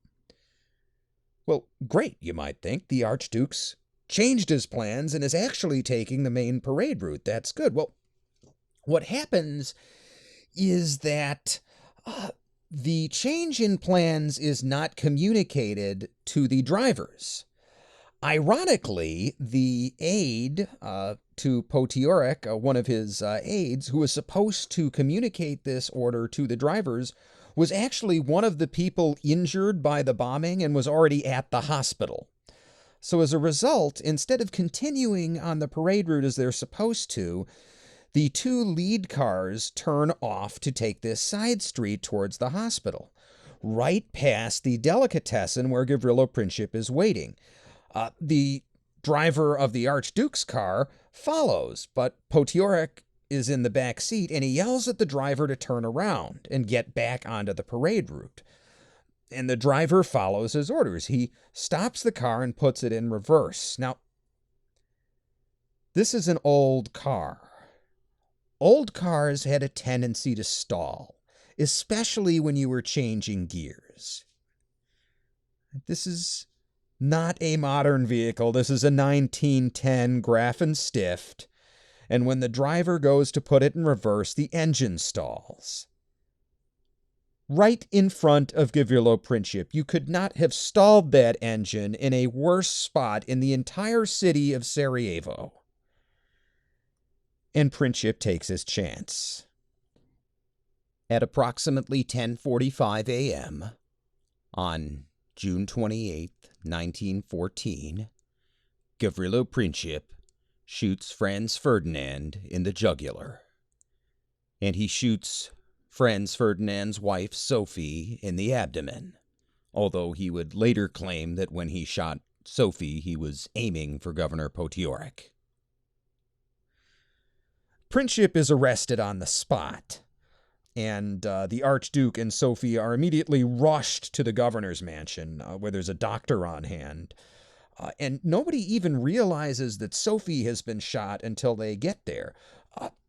When she's shot, she immediately slumps over into Franz Ferdinand's lap, and everyone just thinks she has fainted at the sight of him being shot in the jugular. Now, he actually is still alive. And when they get to the governor's mansion, they realize that Sophie has also been shot. And even as the doctors are trying to see to the Archduke, he won't let them look at him. He's waving them away, keeps saying over and over again, "It is nothing," and trying to get to Sophie. And he says to her, Sophie, don't die. Live for our children." And he tells the doctors again, "It is nothing," before the death rattle sets into his throat, and he passes. And by 11:30 a.m., both Archduke Franz Ferdinand and Sophie are dead. For the assassins, what this would mean was that Kibrinovich and Illich would be hanged, and the rest would get long prison terms. This would include Gavrilo Princip, actually.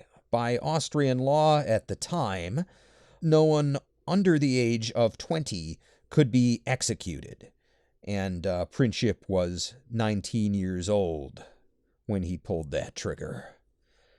But ultimately, his youth does not save him. Remember, he's a small, sickly fellow, and he ultimately contracts tuberculosis in prison, loses an arm, and dies before the end of World War I. Really, the only one of these people to have a sort of happy ending is Mehmed Basic, the guy with the poisoned dagger. He actually manages to escape Bosnia and get back to Serbia. He would survive the war, and afterwards he would then return back to Sarajevo, where he would immediately receive a full pardon from the Serb-dominated post-war government, and there he would live until 1943, when, ironically, he would meet his end at the hands of a Croat nationalist fascist militia. But go figure, that's how things happen in the Balkans. Now, the Serbian response in the aftermath of this assassination is particularly inept. And it's so inept that it's part of the reason some people think the assassination may have been orchestrated by Apis after all. See, initially, Serbia's ambassadors in Austria-Hungary and in France make the bizarre claim that the Serbian government had already warned both of those countries of the impending assassination. Now, it's a weird thing to say because, of course, either of those countries would know if they had been warned of this, and they hadn't. As a matter of fact, Austrian diplomats had been concerned that there might be an attempted assassination, had been pressing the Serbs to take action. And then, to make things worse, almost immediately after the Serbian ambassadors make this claim, they walk that back and say, no, the Serbian government, in fact, had no advance knowledge whatsoever of this assassination attempt. Maybe this was simply a result of different government ministers and different diplomats not being on the same page. Or maybe it's evidence that this assassination conspiracy really did go all the way to the top in the Serbian government. Who knows? Regardless, Governor Potiorek takes this personally, right? Not only was he there, but this is, after all, the territory, right, Bosnia, where he is the military governor. And this is embarrassing to him that the heir to the throne was assassinated in his territory. So he personally oversees this initial Austrian investigation into the assassination. The assassins are all interrogated, the physical evidence is examined, and a week after the initial assassination, on July 5th, 1914, Potiorek makes his initial report to the Austrian government. And, well, the bombshell part of this report is that he states that Major Takancic had directed this assassination. That is a tie from some Serbian terrorists in Bosnia directly to the Serbian military. And the Austrian government does what most countries would do if this had happened. They ask the Serbians to punish whatever military officers had been involved in the conspiracy. Now, all of this is complicated by some political things going on inside of Serbia at the time. First off, to begin with, right, as we talked about earlier, it's possible that the Serbian government can't turn over these conspirators, right? Maybe the conspirators are too powerful. Maybe if the government tries to do this, they could be facing a coup. Wouldn't be the first time in recent memory that the Serbian government had had to deal with a coup. The other complication is that the Serbian Prime Minister, Nikola Pasic, is up for re-election in a little over a month. He's up for re-election on August 14th. Well, Pasic is fiercely pro-democratic, and this had not been a problem for most of King Peter's reign, but earlier in 1914, Peter stepped down. Right, he retired and he gave the day-to-day duties of the kingship to his son, Prince Alexander.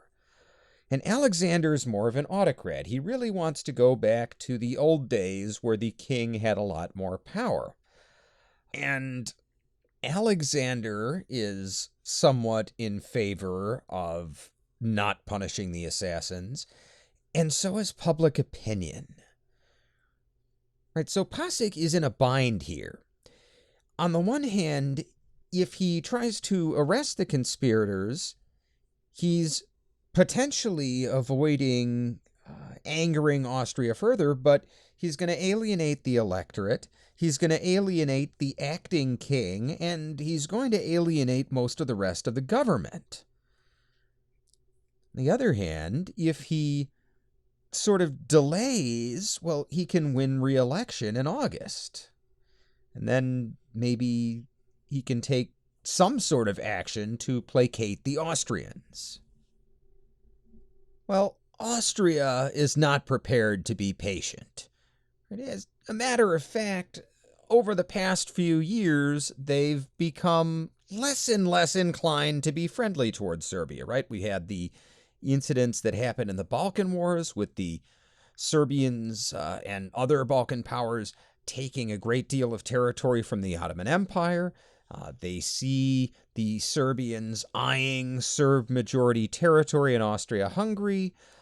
In their eyes, a war is just a matter of time anyway, and if they attack Serbia now, they actually have an excuse, right? Here is this Serb nationalist terrorist backed by at least some elements of the Serbian military who assassinated the Archduke. Well, what more excuse do you need to go to war?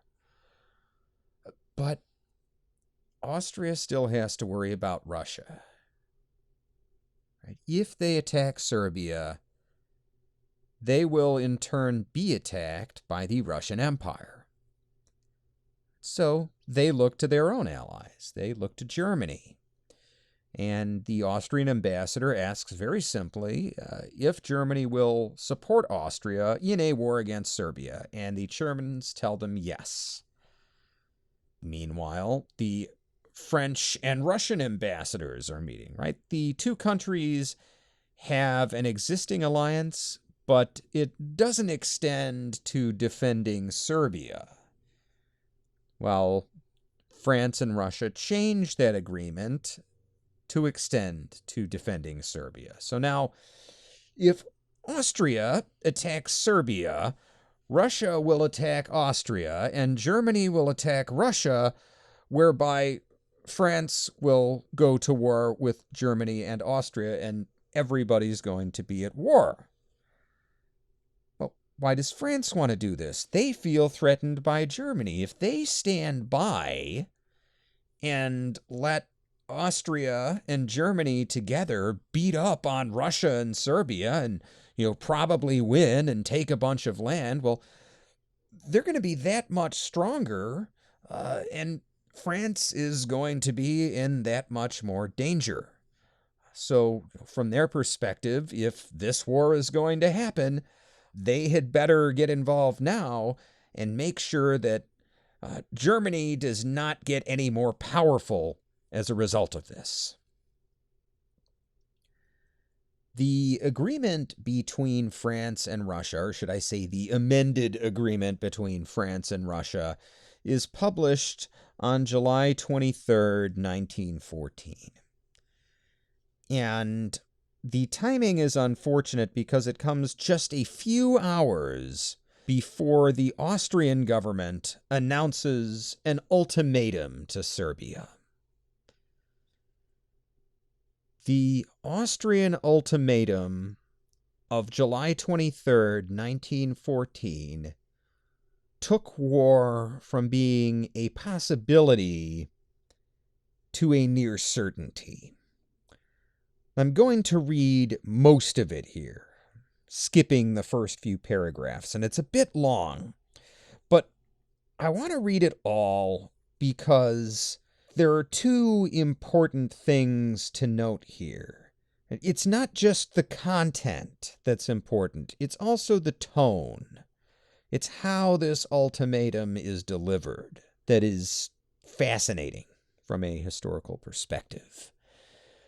The Austrian ultimatum reads, in part, quote, "It is clear from the statements and confessions of the criminal authors of the assassination of the 28th of June that the murder at Sarajevo was conceived at Belgrade, that the murderers received the weapons and the bombs with which they were equipped from Serbian officers and officials who belonged to the Narodna Odbrana, and finally, that the dispatch of the criminals and of their weapons to Bosnia was arranged and effected under the conduct of Serbian frontier authorities.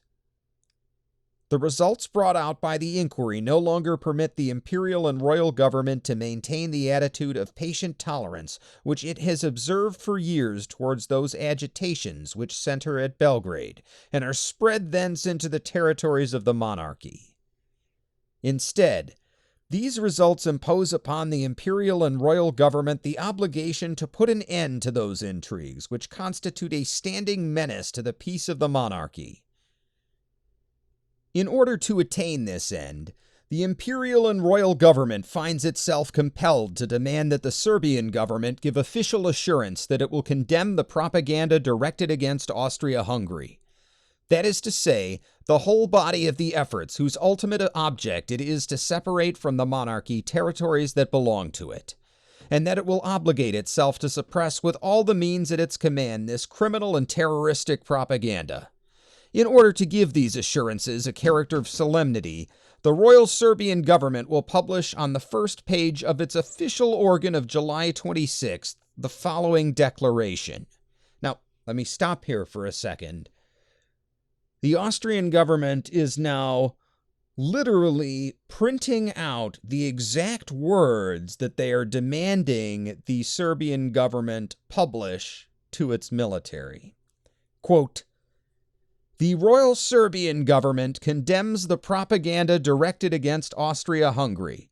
That is to say, the whole body of the efforts whose ultimate object it is to separate from the Austro-Hungarian monarchies territories that belong to it. And it most sincerely regrets the dreadful consequences of these criminal transactions. The Royal Serbian government regrets that Serbian officers and officials should have taken part in the above-mentioned propaganda, and thus have endangered the friendly and neighborly relations to the cultivation of which the royal government had most solemnly pledged itself by its declarations of March 31st, 1909.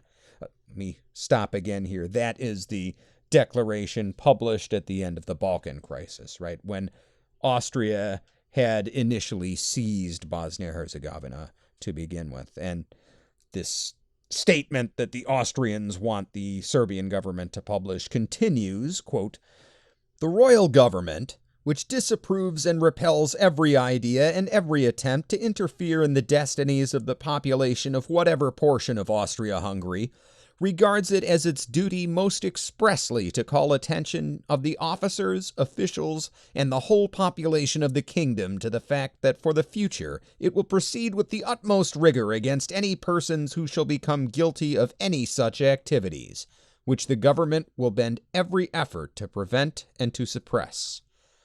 And that ends the statement that the Austrians are demanding that the Serbians publish. And the ultimatum goes on. Says, quote, "This declaration shall be brought to the attention of the royal army simultaneously by an order of the day from His Majesty the King and by publication in the official organ of the army. The Royal Serbian government will furthermore pledge itself, 1. To suppress every publication which shall incite hatred and contempt of the monarchy and the general tendency of which shall be directed against the territorial integrity of the latter. 2. To proceed at once to the dissolution of the Narodna Odbrana, to confiscate all of its means of propaganda, and in the same manner to proceed against the other unions and associations in Serbia which occupy themselves with propaganda against Austria-Hungary. The royal government will take such measures as are necessary to make sure that the dissolved associations may not continue their activities under other names or in other forms. 3. To eliminate without delay from public instruction in Serbia everything, whether connected with the teaching corps or with the methods of teaching, that serves or may serve to nourish the propaganda against Austria-Hungary. 4. To remove from the military and administrative service in general all officers and officials who have been guilty of carrying on the propaganda against Austria-Hungary, whose names the imperial and royal government reserves the right to make known to the royal government when communicating the material evidence now in its possession. Okay, I'm going to stop here after these first 4 points because that's a little bit to digest, right? What the Austrians are first demanding is the shutting down of any type of civic organization that is Serb nationalist, that prints anything that may be unflattering to Austria-Hungary. Well, that's certainly going to put an end to the activities of any paramilitary groups, but it's also going to sweep up just like ordinary newspapers. And, well, Serbia can't do that. They have freedom of the press. They have freedom of speech. Right? The Austrians are demanding that they change their school textbooks. And furthermore, that they actually remove any public officials on a list to be provided from Austria. Okay. How do you call yourself a sovereign nation if you are giving in to those kinds of demands? If another country can literally fire anyone they want in your government? And let's not forget also that the Serbs have all too recently been in that situation. It was only a generation earlier that they were a principality under the Ottoman Empire. They're never going to agree to this. The Austrian ultimatum goes on. 5. To agree to the cooperation in Serbia of the organs of the imperial and royal government in the suppression of the subversive movement directed against the integrity of the monarchy.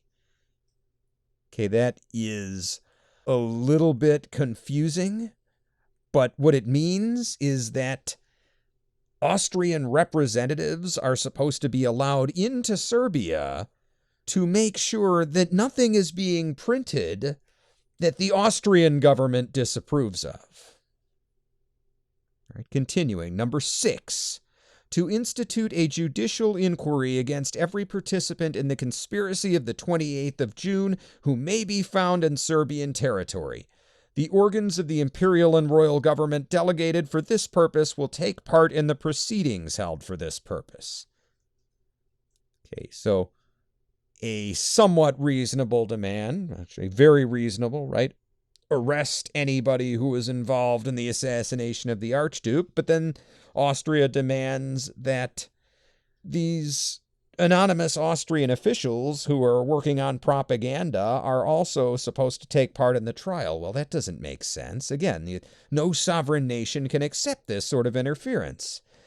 The ultimatum goes on. Number 7.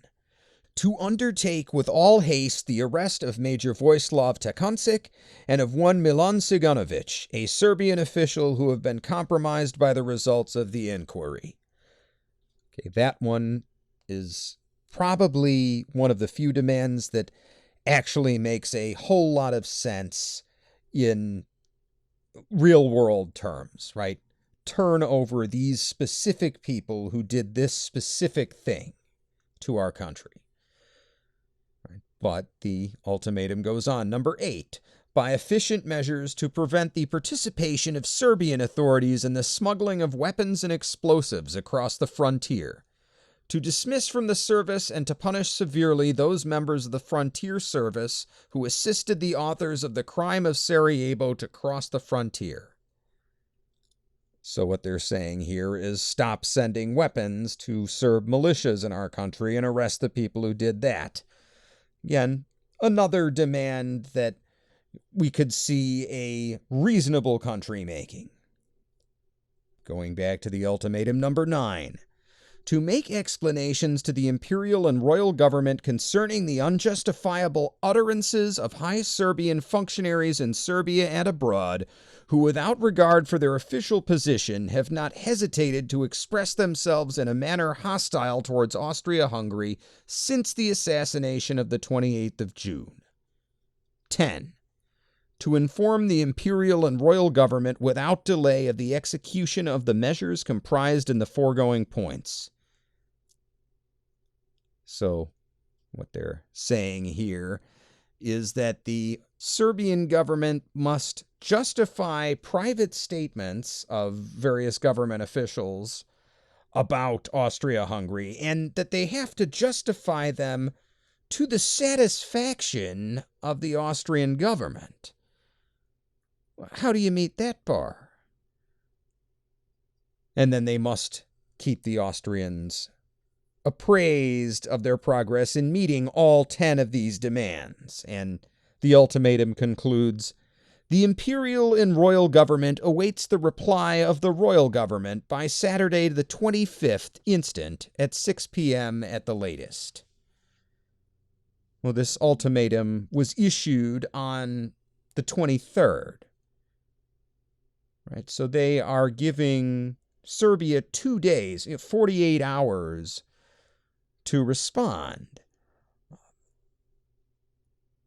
Now, why would they make an ultimatum that is clearly designed to be virtually impossible to meet, and even if the Serbs could meet it, virtually designed to be rejected?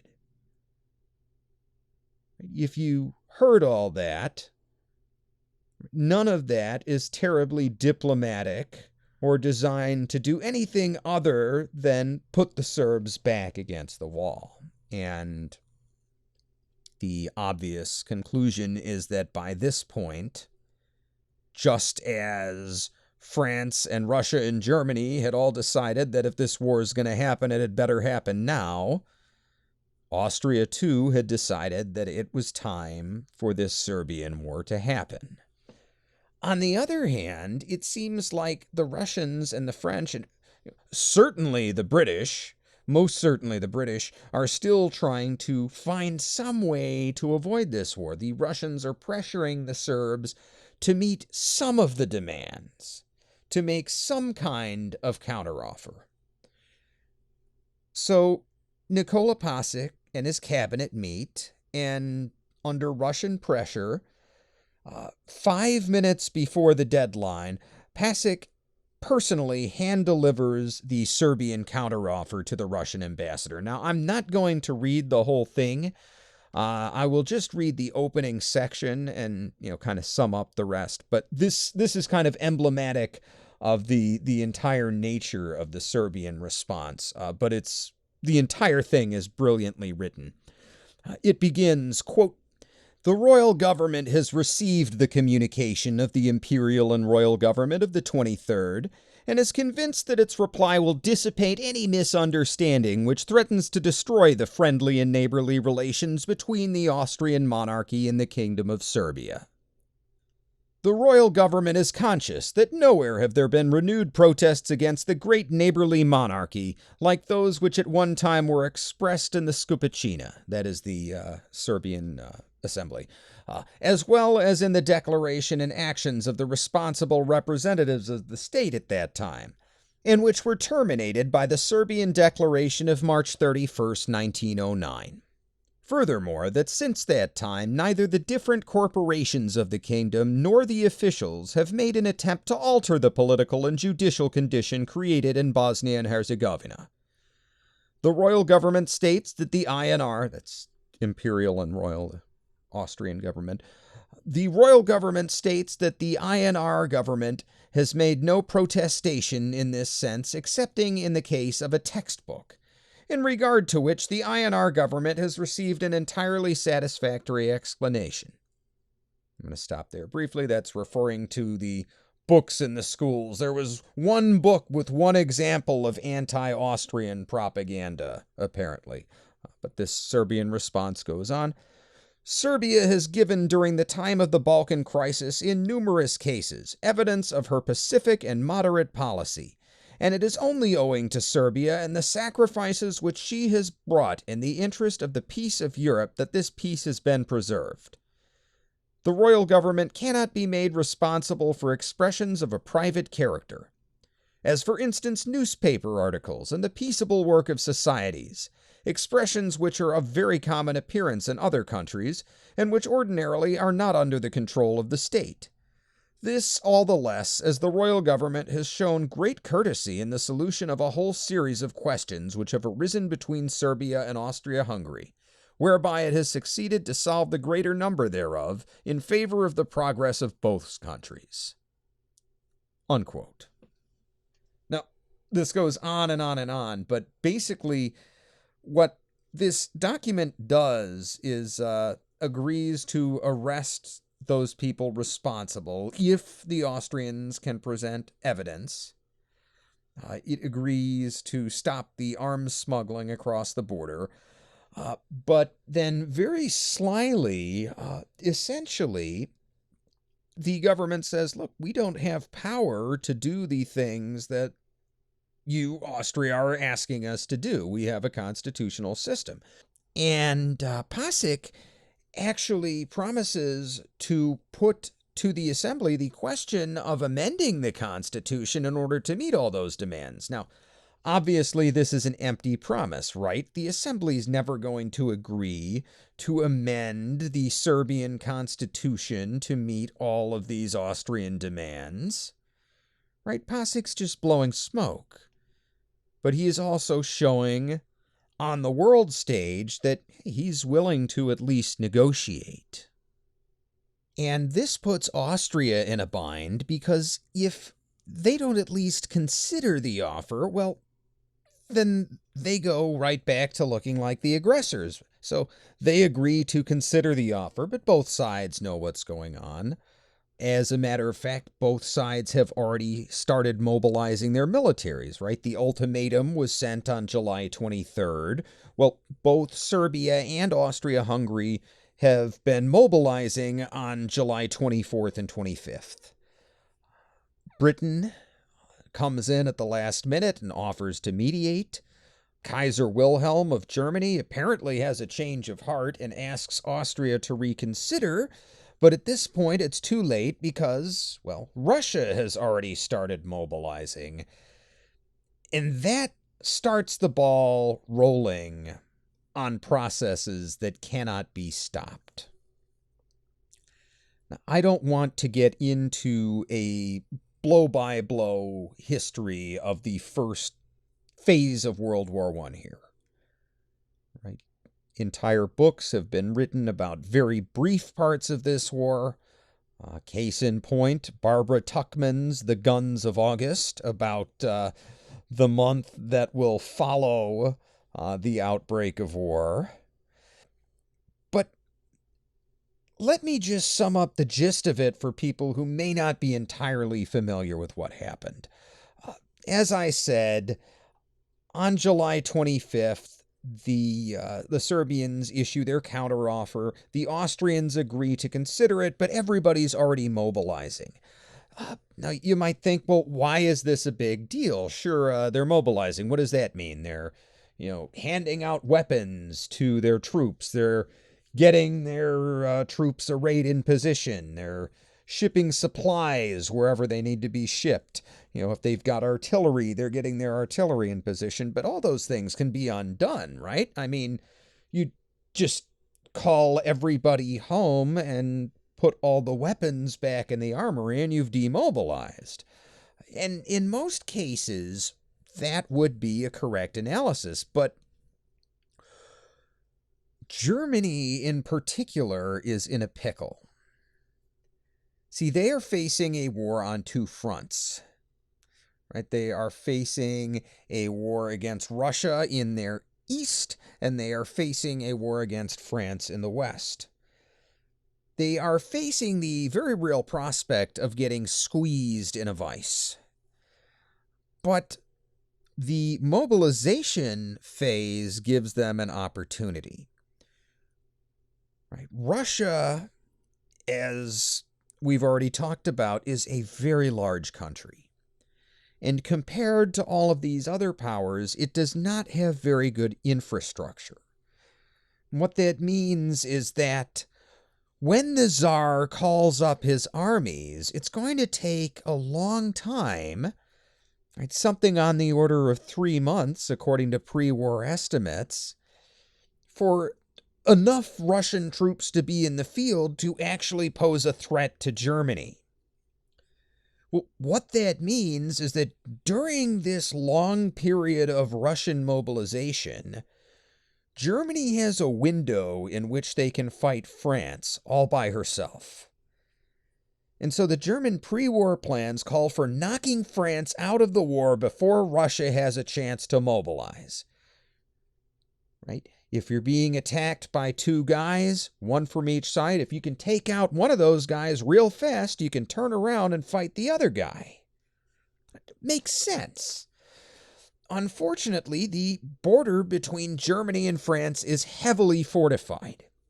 Right? There is absolutely no way that the German army is simply going to punch directly through the fortified French border and win a war in a short period of time. They need to go around the side of that French border fortification, and they could do that, up north, because there's no type of defenses on the French border with Belgium, because Belgium is a neutral country.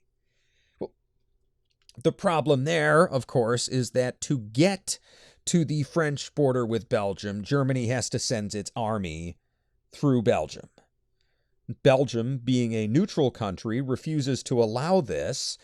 So, as its very first move of World War I, Germany invades a neutral country. And Britain, which up till this point was staying out of the war, now has to get involved. Why? Because they have guaranteed Belgium's neutrality. If they don't go to war, they're going back on their word.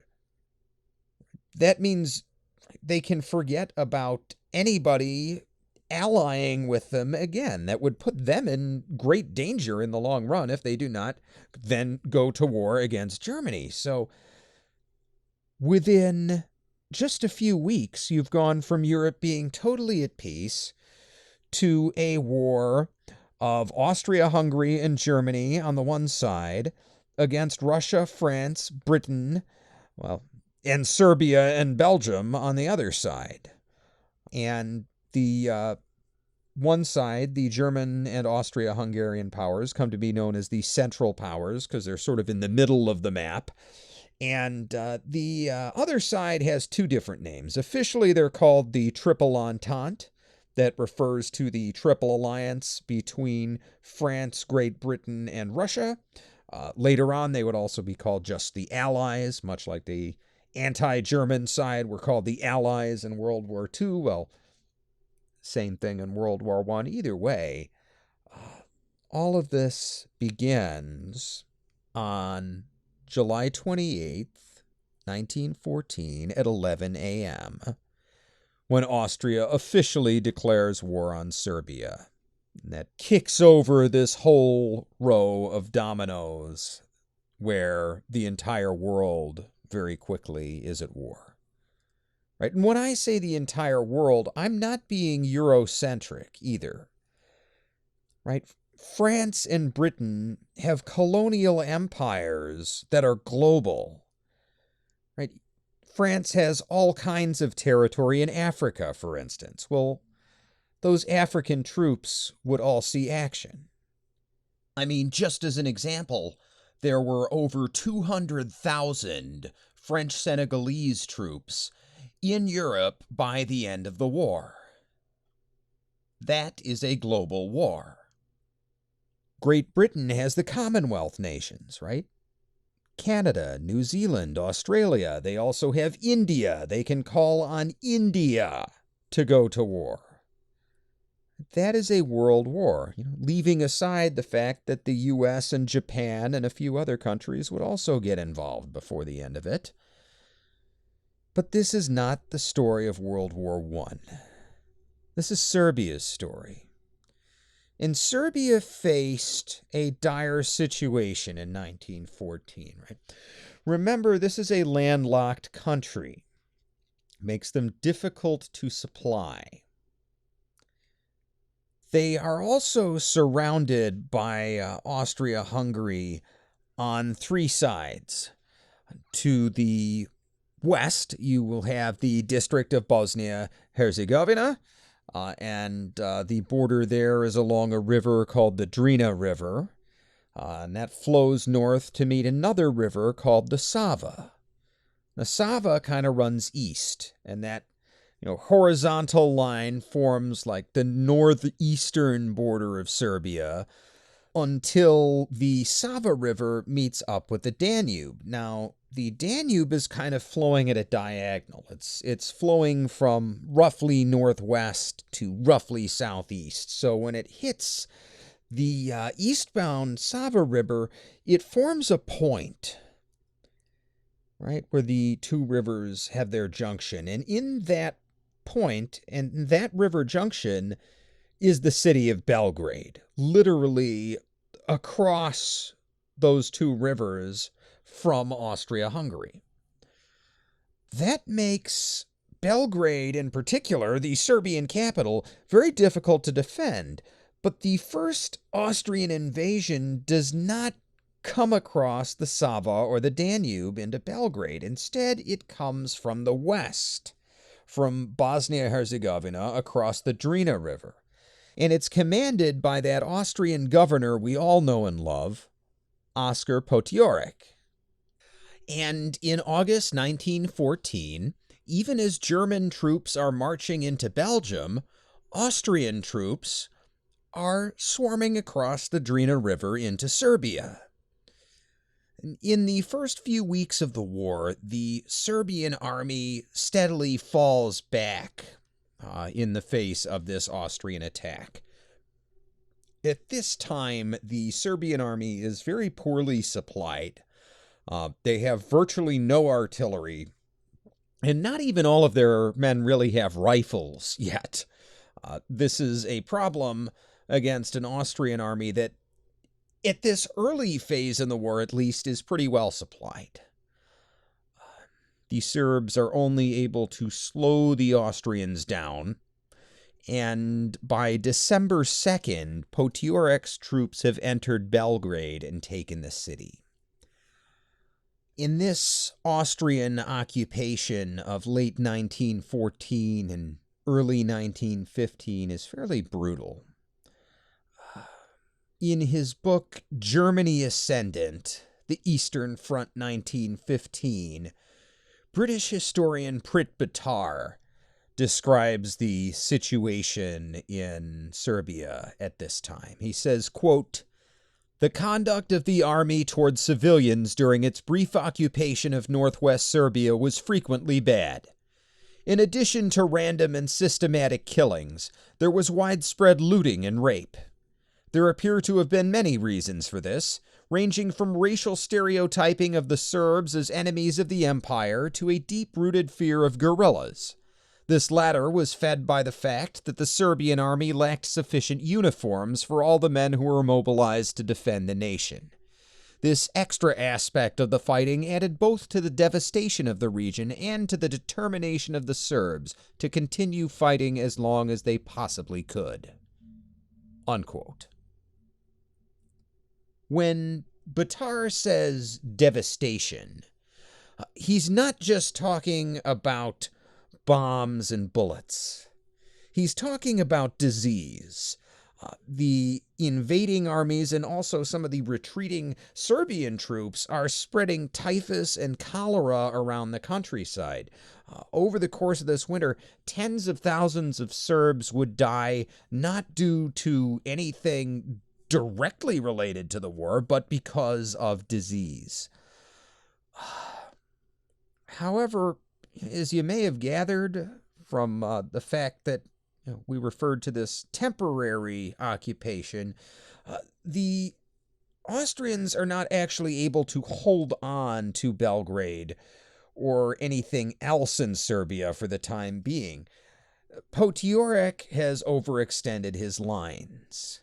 The infrastructure around the Drina River is very poor, particularly on the Bosnian side, and he's not able to get enough supplies across the border quickly enough to keep his troops fully supplied. Now, all of a sudden, it is the Austrian troops who are poorly supplied. And the Russians, meanwhile, have been shipping arms into Serbia en masse, and the Serbian army now at least has enough rifles for most of their guys, and they're able to counterattack this hungry and poorly supplied Austrian army and push them all the way back to Bosnia. As a result of this debacle, Potiorek is fired, and the next invasion of Serbia will actually take place under German control. But that wouldn't happen for a little while yet. See, in October of 1914, right, even as Potiorek is successfully moving into Serbia, the Ottomans join the war on the side of the Central Powers. They do this at the instigation of the Young Turks, and their goal is to take some land from Russia, basically. They don't have much hope of actually taking back Serbia or anything, because after all, that's the area where their Austrian allies are interested in moving. But the Ottomans might be able to do something against the Russians. This changes the strategic situation a little bit, and Germany is interested in forming a land connection with the Ottoman Empire, their new allies. Right now, the only way to send supplies or people between the Ottoman Empire and the Central Powers is by sea, and that is very dangerous. Remember, the British are the most powerful naval power of the day by far, and none of the Central Powers are known for having particularly good navies. So if the Central Powers could form a land connection, they would be much better off. As it turns out, there are only two countries separating Austria-Hungary from the Ottoman Empire. Those two countries are Serbia and Bulgaria at this time is still neutral in World War I. So what the Germans propose is for the Austrians to make a separate peace with Serbia. From the German perspective, this makes sense, right? All of a sudden, you could ship goods over land between the Central Powers, maybe even move troops.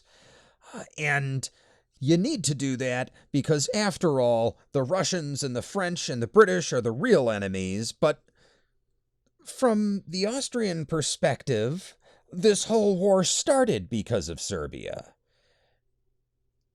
And they ought to be able to clean it up pretty quickly anyway, and then they'll have that land connection to the Ottoman Empire, and they'll be better prepared to fight the Russians.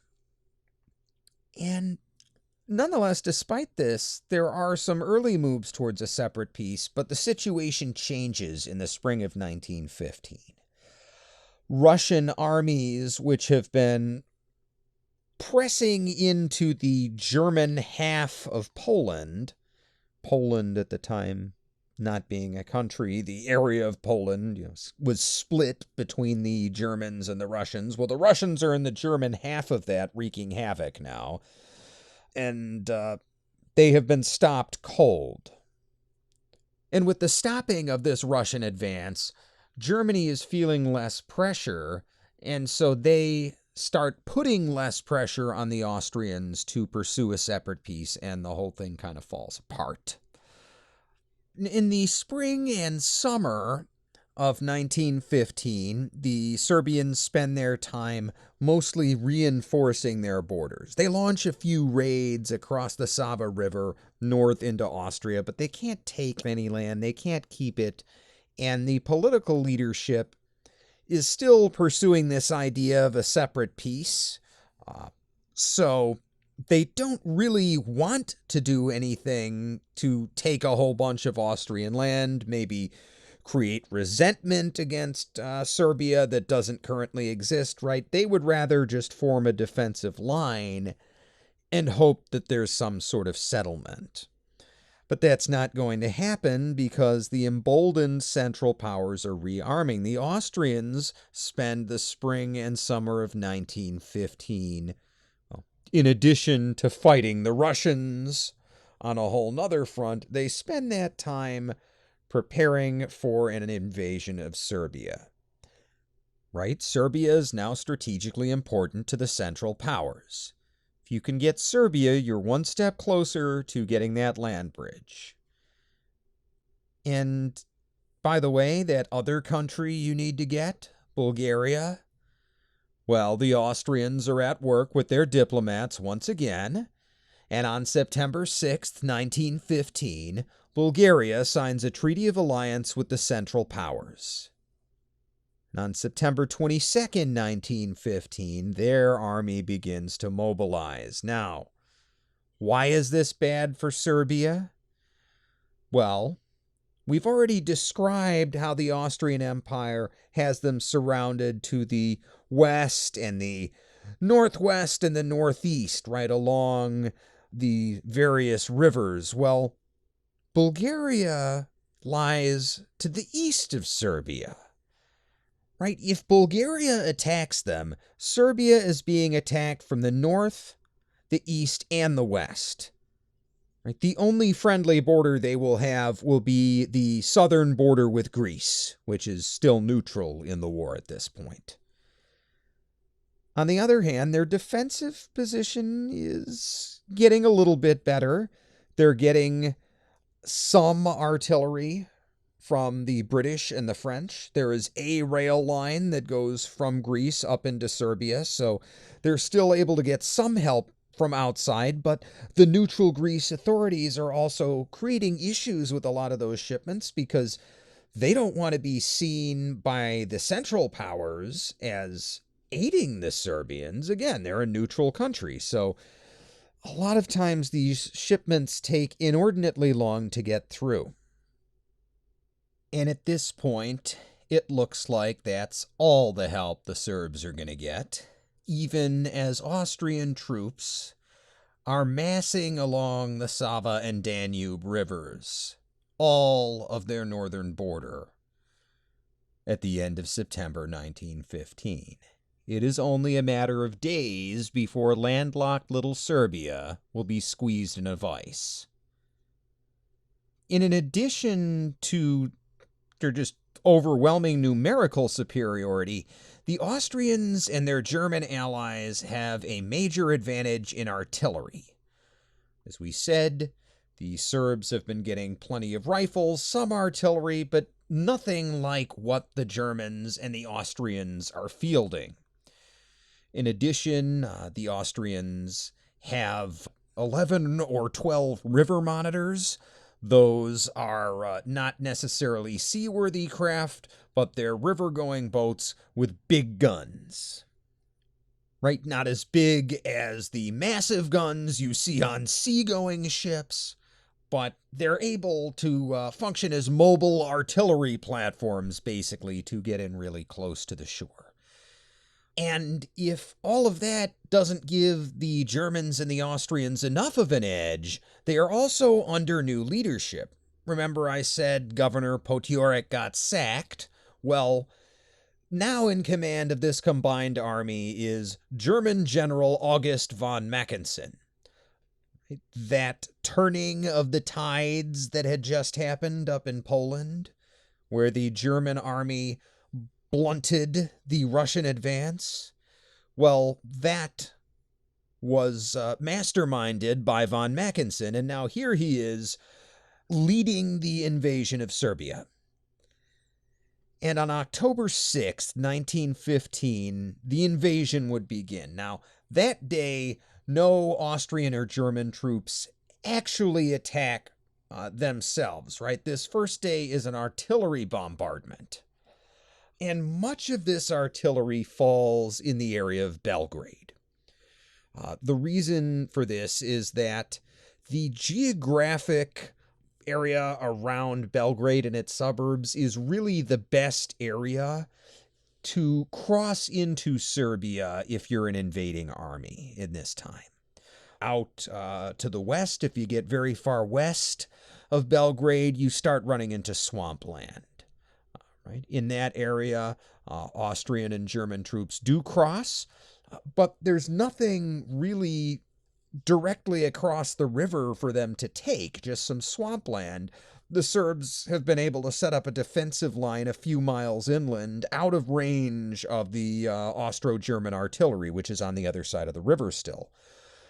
You have a similar situation to the west of Belgrade.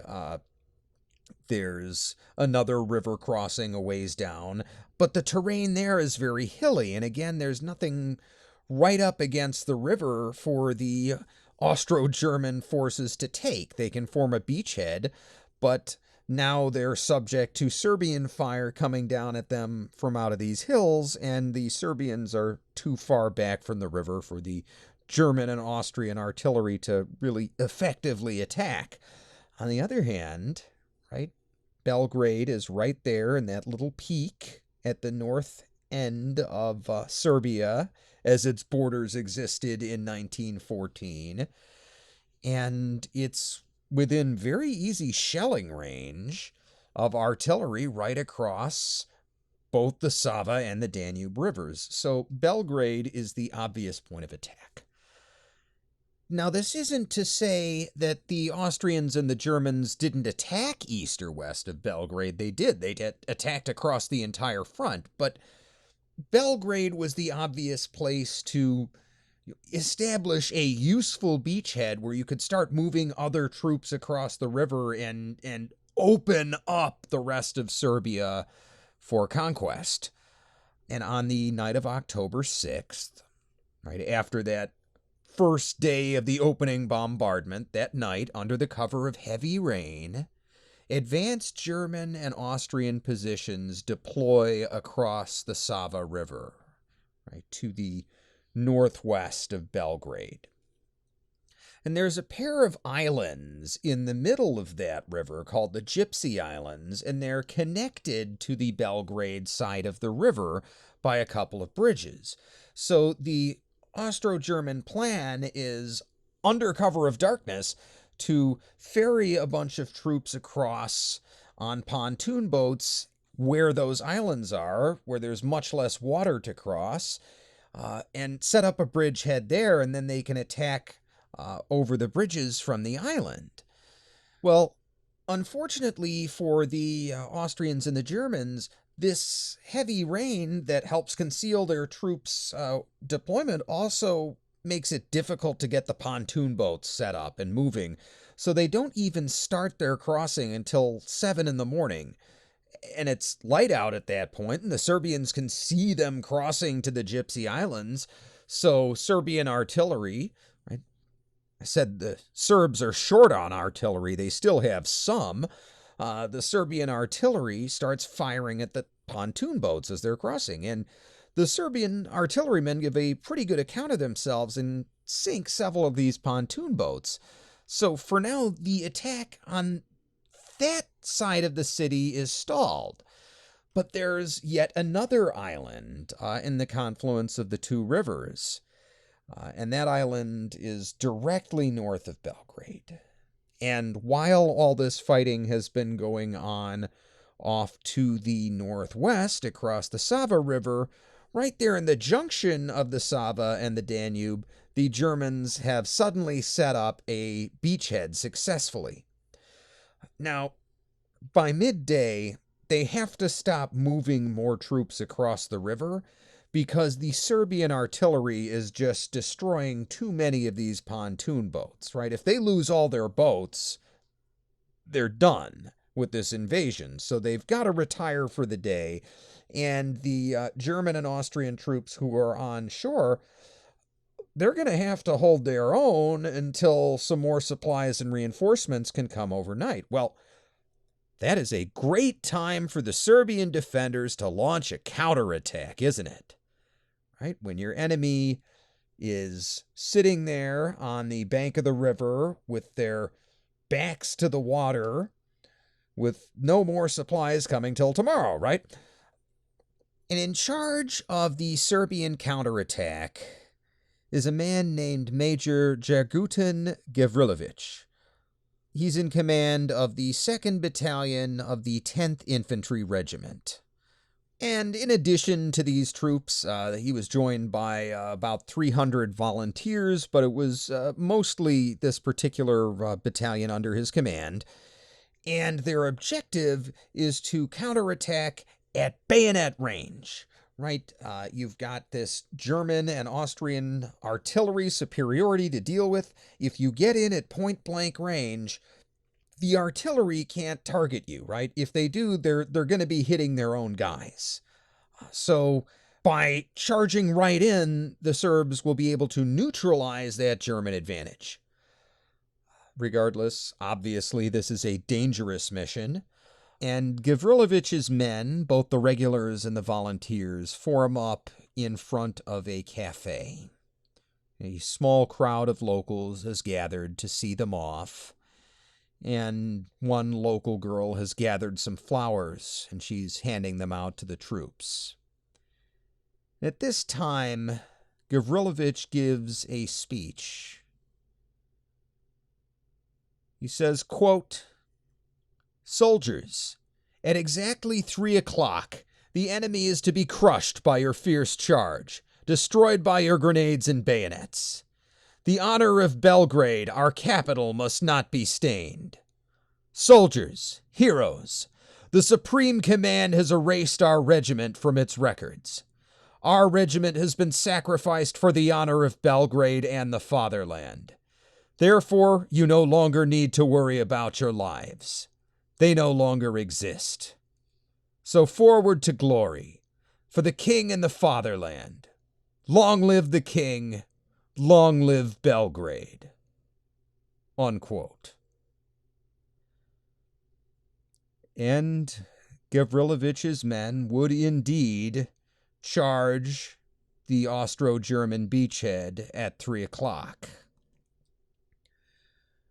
Unfortunately, the High Command had failed to consider the presence of the Austrian river monitors.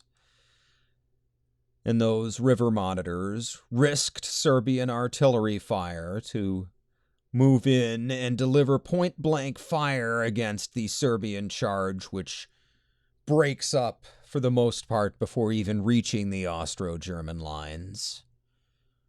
It becomes one of the endless series of examples from World War I of futile attacks against modern weaponry.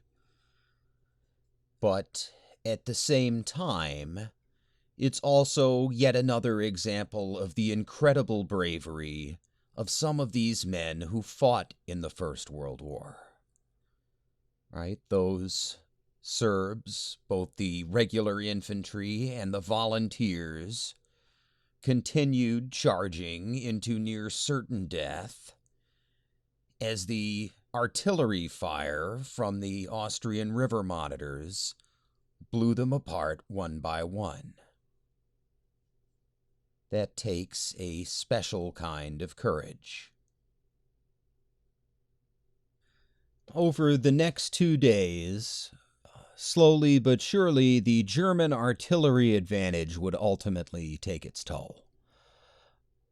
The continued counter-battery fire, that's when artillery shoots at other artillery, the superior German counter-battery fire eventually silenced these Serbian guns one by one. And without the artillery, they were unable to stop more and more Germans and Austrians from crossing the river, and ultimately the Serbian army would be forced to withdraw from the city.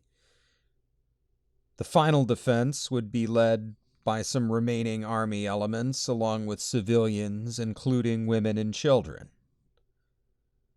By October 11th, the city would fall completely, but von Mackensen, that old, respected German commander, was deeply impressed by the Serbian defenders, and at the site of Gavrilovich's charge, he would build a monument that bears the inscription, "Here rest Serbian heroes." That says a lot about the spirit of a city's defenders when the victorious army builds a monument to them. But the fall of Belgrade did not immediately, automatically mean the fall of Serbia. There was still a war to be fought, and the commander of the western half of the front, Serbian General Mihailo Zivovic, sends the following message to the Serbian High Command after the fall of Belgrade. Quote, "It is therefore crucially important that a complete division is sent here immediately, because no purpose is served by sending smaller formations. It is already impossible to pull a single regiment out of the front line as a reserve, as this would leave the line too weak. Some regiments have been reduced to half or even 1/3 strength. One must not forget that we have been in constant fierce combat for 5 days and have defended every yard of soil of the homeland. All of this within range of the German heavy guns and the Austrian monitors, whose devastating fire has placed an almost unbearable strain on the nerves of officers and men. In those sectors where they were not subjected to the devastating fire of the German batteries, our troops have successfully beaten off attacks and also made powerful counterattacks against a superior enemy." Unquote. And in response to this request, troops are indeed sent to reinforce the line, but it wouldn't make much difference. Unfortunately, On October 11th, the same day that the last Serbian defenders were forced from Belgrade, Bulgaria finally launches their invasion of Serbia from the east. And that vice between Bulgaria and the Austro-Hungarian Empire begins to close. Now, the British and the French do try to help. They've landed a few divisions of troops in the Greek port of Salonika. It took a while to negotiate this with the Greek government. And this port is south of the Serbian and Bulgarian border. So these French and British troops do come north to try and help, but there aren't really enough of them to form an entire offensive line on their own. All they can do is clash with some rear elements of the Bulgarian army and cause some trouble. But they can't actually take any of Bulgaria with the number of troops they have there. So it's not enough to stop Serbia from falling.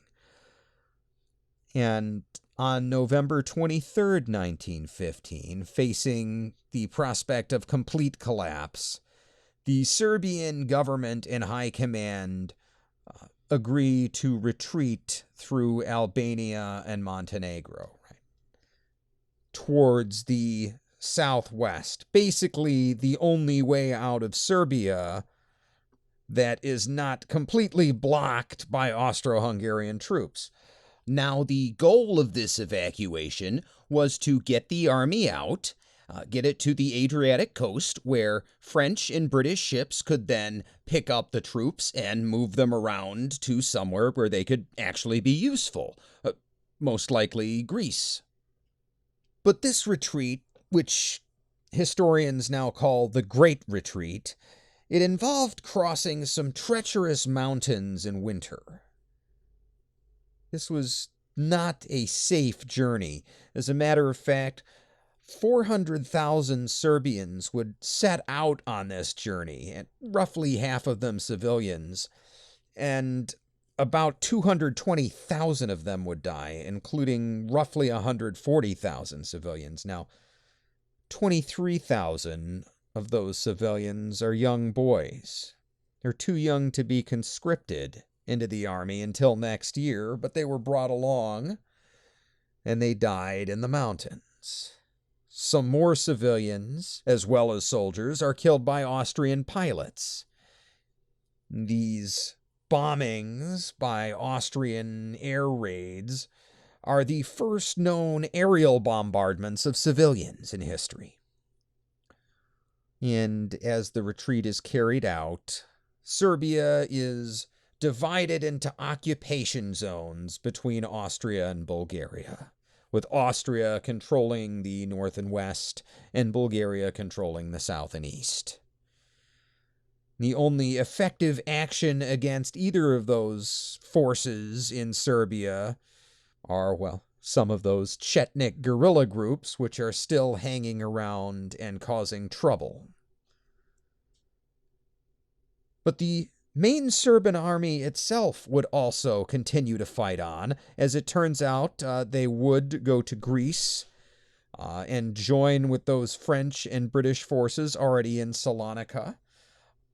Those French and British forces would grow throughout the course of the war, and this was an entire front that became known as the Salonika Front. Right, everybody talks about the Western Front. Everybody, in the West at least, forgets that the Eastern Front even happened until the Russian Revolution. And for the most part, we completely ignore the Salonika Front. And yet it was one of the three major fronts of World War I. And fighting in Greece and Bulgaria was not always safe for the Allies, particularly the Serbs. There were disagreements within the Greek government over which side of the war they should be on, whether they should be neutral or join the Allies. This ended up in a series of intrigues and coups in Greece called the National Schism. That's a whole different story of its own. Basically, by 1915, the democratically elected government had joined the Allies, but the king wanted to remain neutral, and for that reason, they were technically neutral until 1917. It's really complicated. Nonetheless, the Allies were able to effectively fight out of Greece and at least form a second front in Bulgaria and the Austria-Hungarian Empire to take some pressure off the other fronts. During this time, there was a reckoning for the Black Hand. Prime Minister Nikola Pasic has become convinced that the Black Hand bears sole responsibility for the war, a war that has killed hundreds of thousands, possibly millions of Serbs. And Prince Regent Alexander Karađorđević also sees them as a threat, right? After all, they did carry out one coup before, and he particularly doesn't like Apis. This, for once, puts Nikola Pasic and Prince Alexander in agreement, and they round up the senior leaders of the Black Hand, and all of them, including Apis, are court-martialed on charges of plotting to assassinate Alexander. Now, these charges may have been trumped up, but the end result is that Apis and his other senior leaders are sentenced to death and executed by firing squad. It's an interesting side note. They would eventually be exonerated by the Supreme Court of Serbia in 1953 on the basis that there was no evidence. Depending on your politics, you can decide which trial was the show trial and which one was the legitimate one. And the Salonika Front, this southern front in Greece, right, just south of Serbia and Bulgaria, that would ultimately prove decisive to the war effort. The Western Front between France and Germany famously was a stalemate for most of the war. The Russian Empire at the end of the war had fallen into revolution and surrendered to the Germans, but the Salonika Front was still full of active fighting, and in September of that year, in 1918, French and Serbian troops would break through all the way into Bulgaria proper. And Bulgaria, at this point, would be so utterly defeated that they became the first Central Power to surrender on September 29th, 1918. Ultimately, they proved to be the first domino. On October 30th, 1918, the Ottoman Empire surrenders, and this, combined with a war with Greece that lasted until 1921, this would lead to the complete breakup of the Ottoman Empire. It was the sick man of Europe. It was struggling, but it was an ancient empire, and it was still around.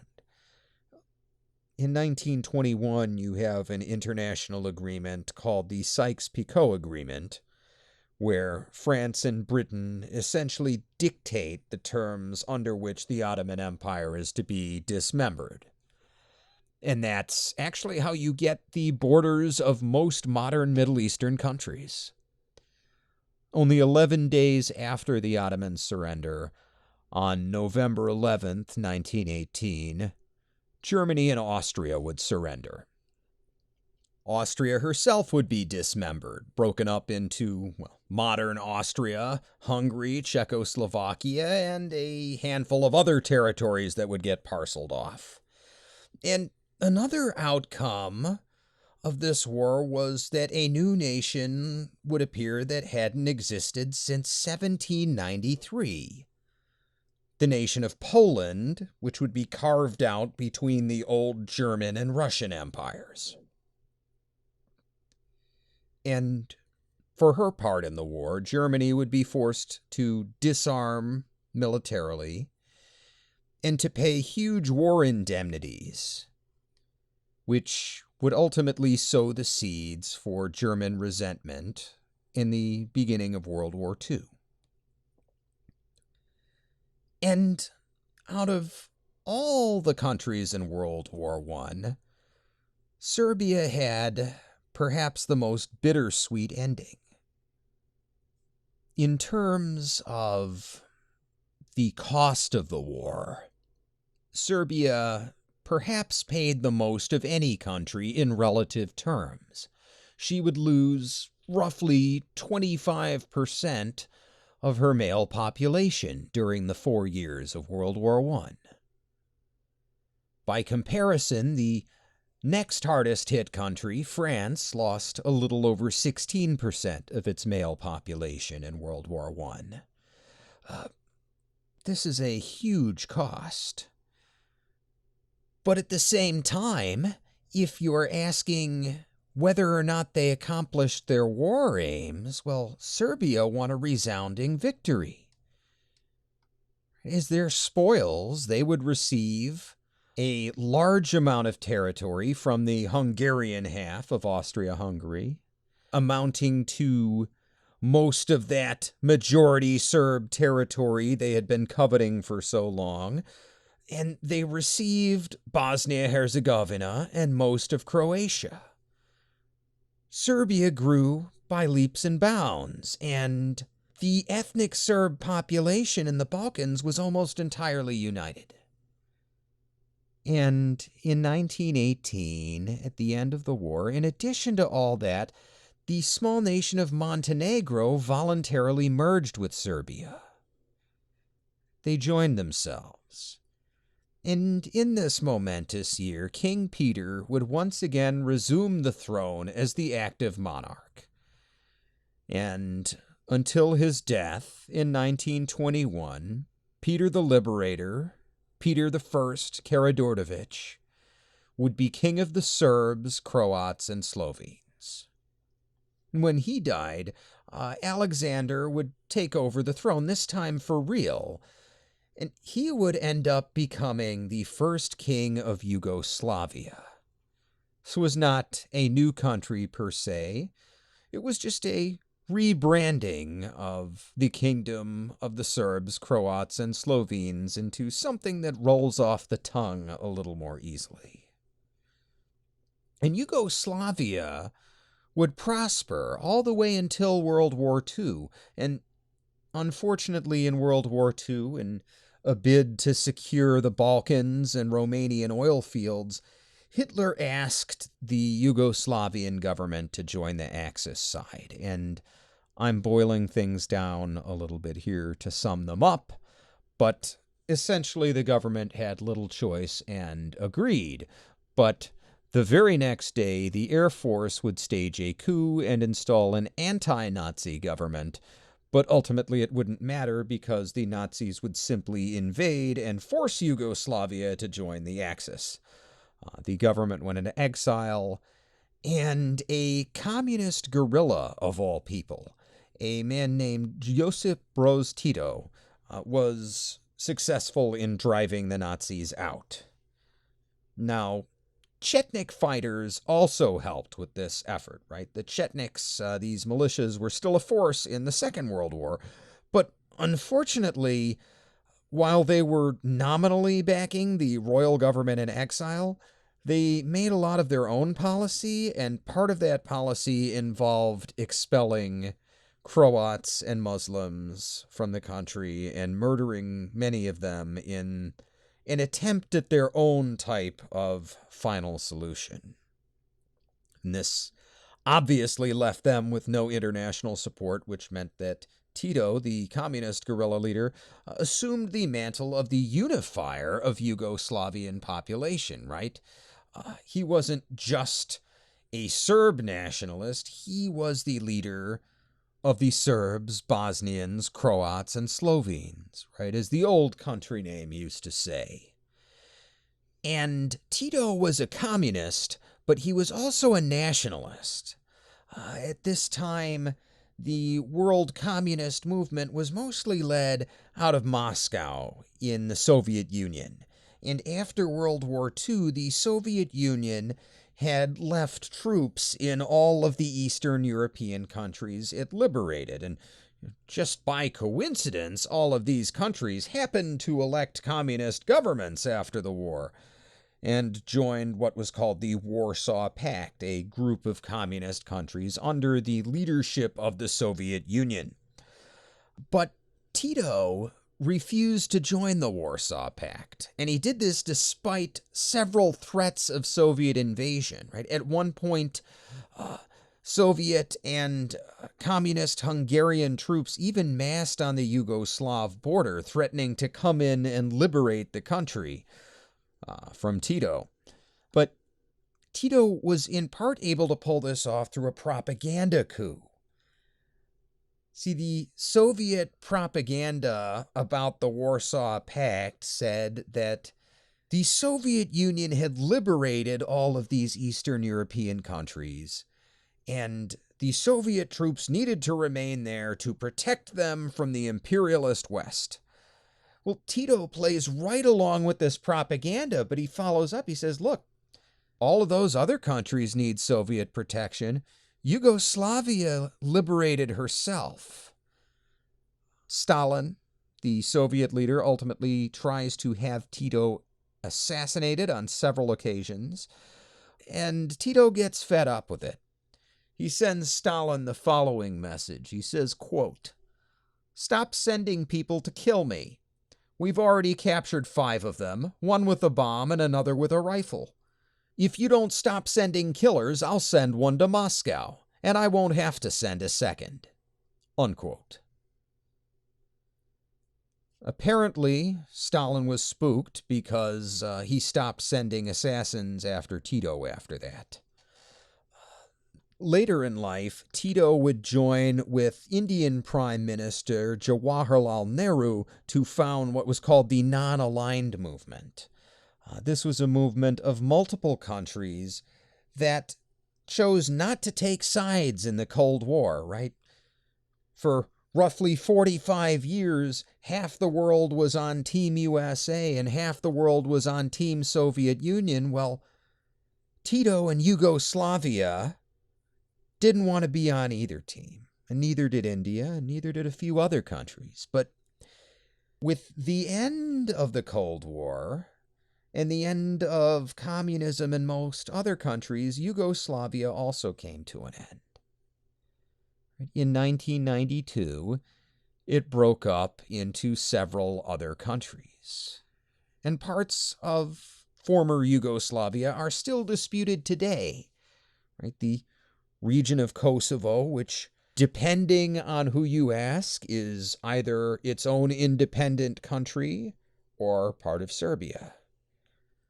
Regardless of who you ask, Serbia is a nation with UN membership, with its capital in Belgrade. And the Karađorđević dynasty also remains live and well. Alexander II Karađorđević, that would be Prince Alexander's grandson, he remains Crown Prince of Yugoslavia and king of the non-existent Kingdom of Serbia to this day. He's a king without a throne, but he remains influential. After living in exile during the communist years, he now lives in Belgrade, and he is an advocate for human rights. Oddly enough, he is also an advocate for constitutional monarchy. He's an interesting egg if you go and read his website. But even after flirting with the idea of pan-Slavism, a united Yugoslavia with all of these other groups, the Serbs, and indeed the other groups, right, the Bosniaks, the Croats, the Slovenes, have all ended back up with their own countries again. They came back to nationalism. What drives that? Is it the same language? That's a lot of what makes a Serb, speaking Serbian. The same for the other Slavic peoples. Is it having the same religion? Well, most of the Serbian people remain Orthodox to this day, but that's by no means universal, nor was it. Or is it a shared history? The history of being surrounded by three powerful empires and having to stick together, so to speak.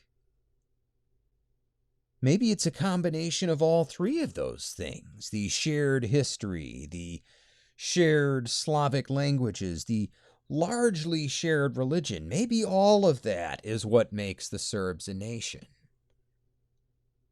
It's hard to say. But look at the fallout from World War I. In 4 years, two of the world's most ancient empires, the Austrian and Ottoman empires, ceased to exist. The Russian Empire also ceased to exist. You had the Russian Revolution and the rise of communism, eventually became the Soviet Union, but wow, what a transformation. You had the Versailles Treaty, which was very punitive and required large payments from Germany, sowing the seeds for World War II. And you had the World Center of Finance relocate from London to New York. This marked the beginning of the major decline of the British Empire and the rise of the U.S. as a true global power for the first time.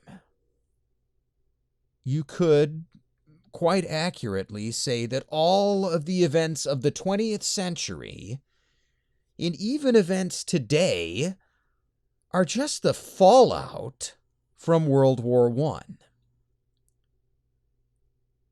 None of that would have happened if not for some Serbian nationalists.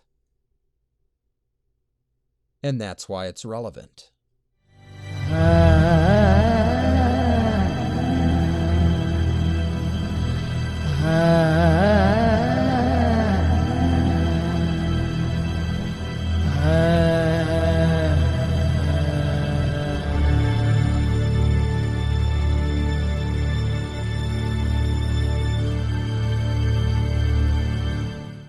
Just a reminder, if you want to get in touch with me, you can always reach the show at Dan Toller Podcast on Twitter. That's DANTOLER Podcast on Twitter.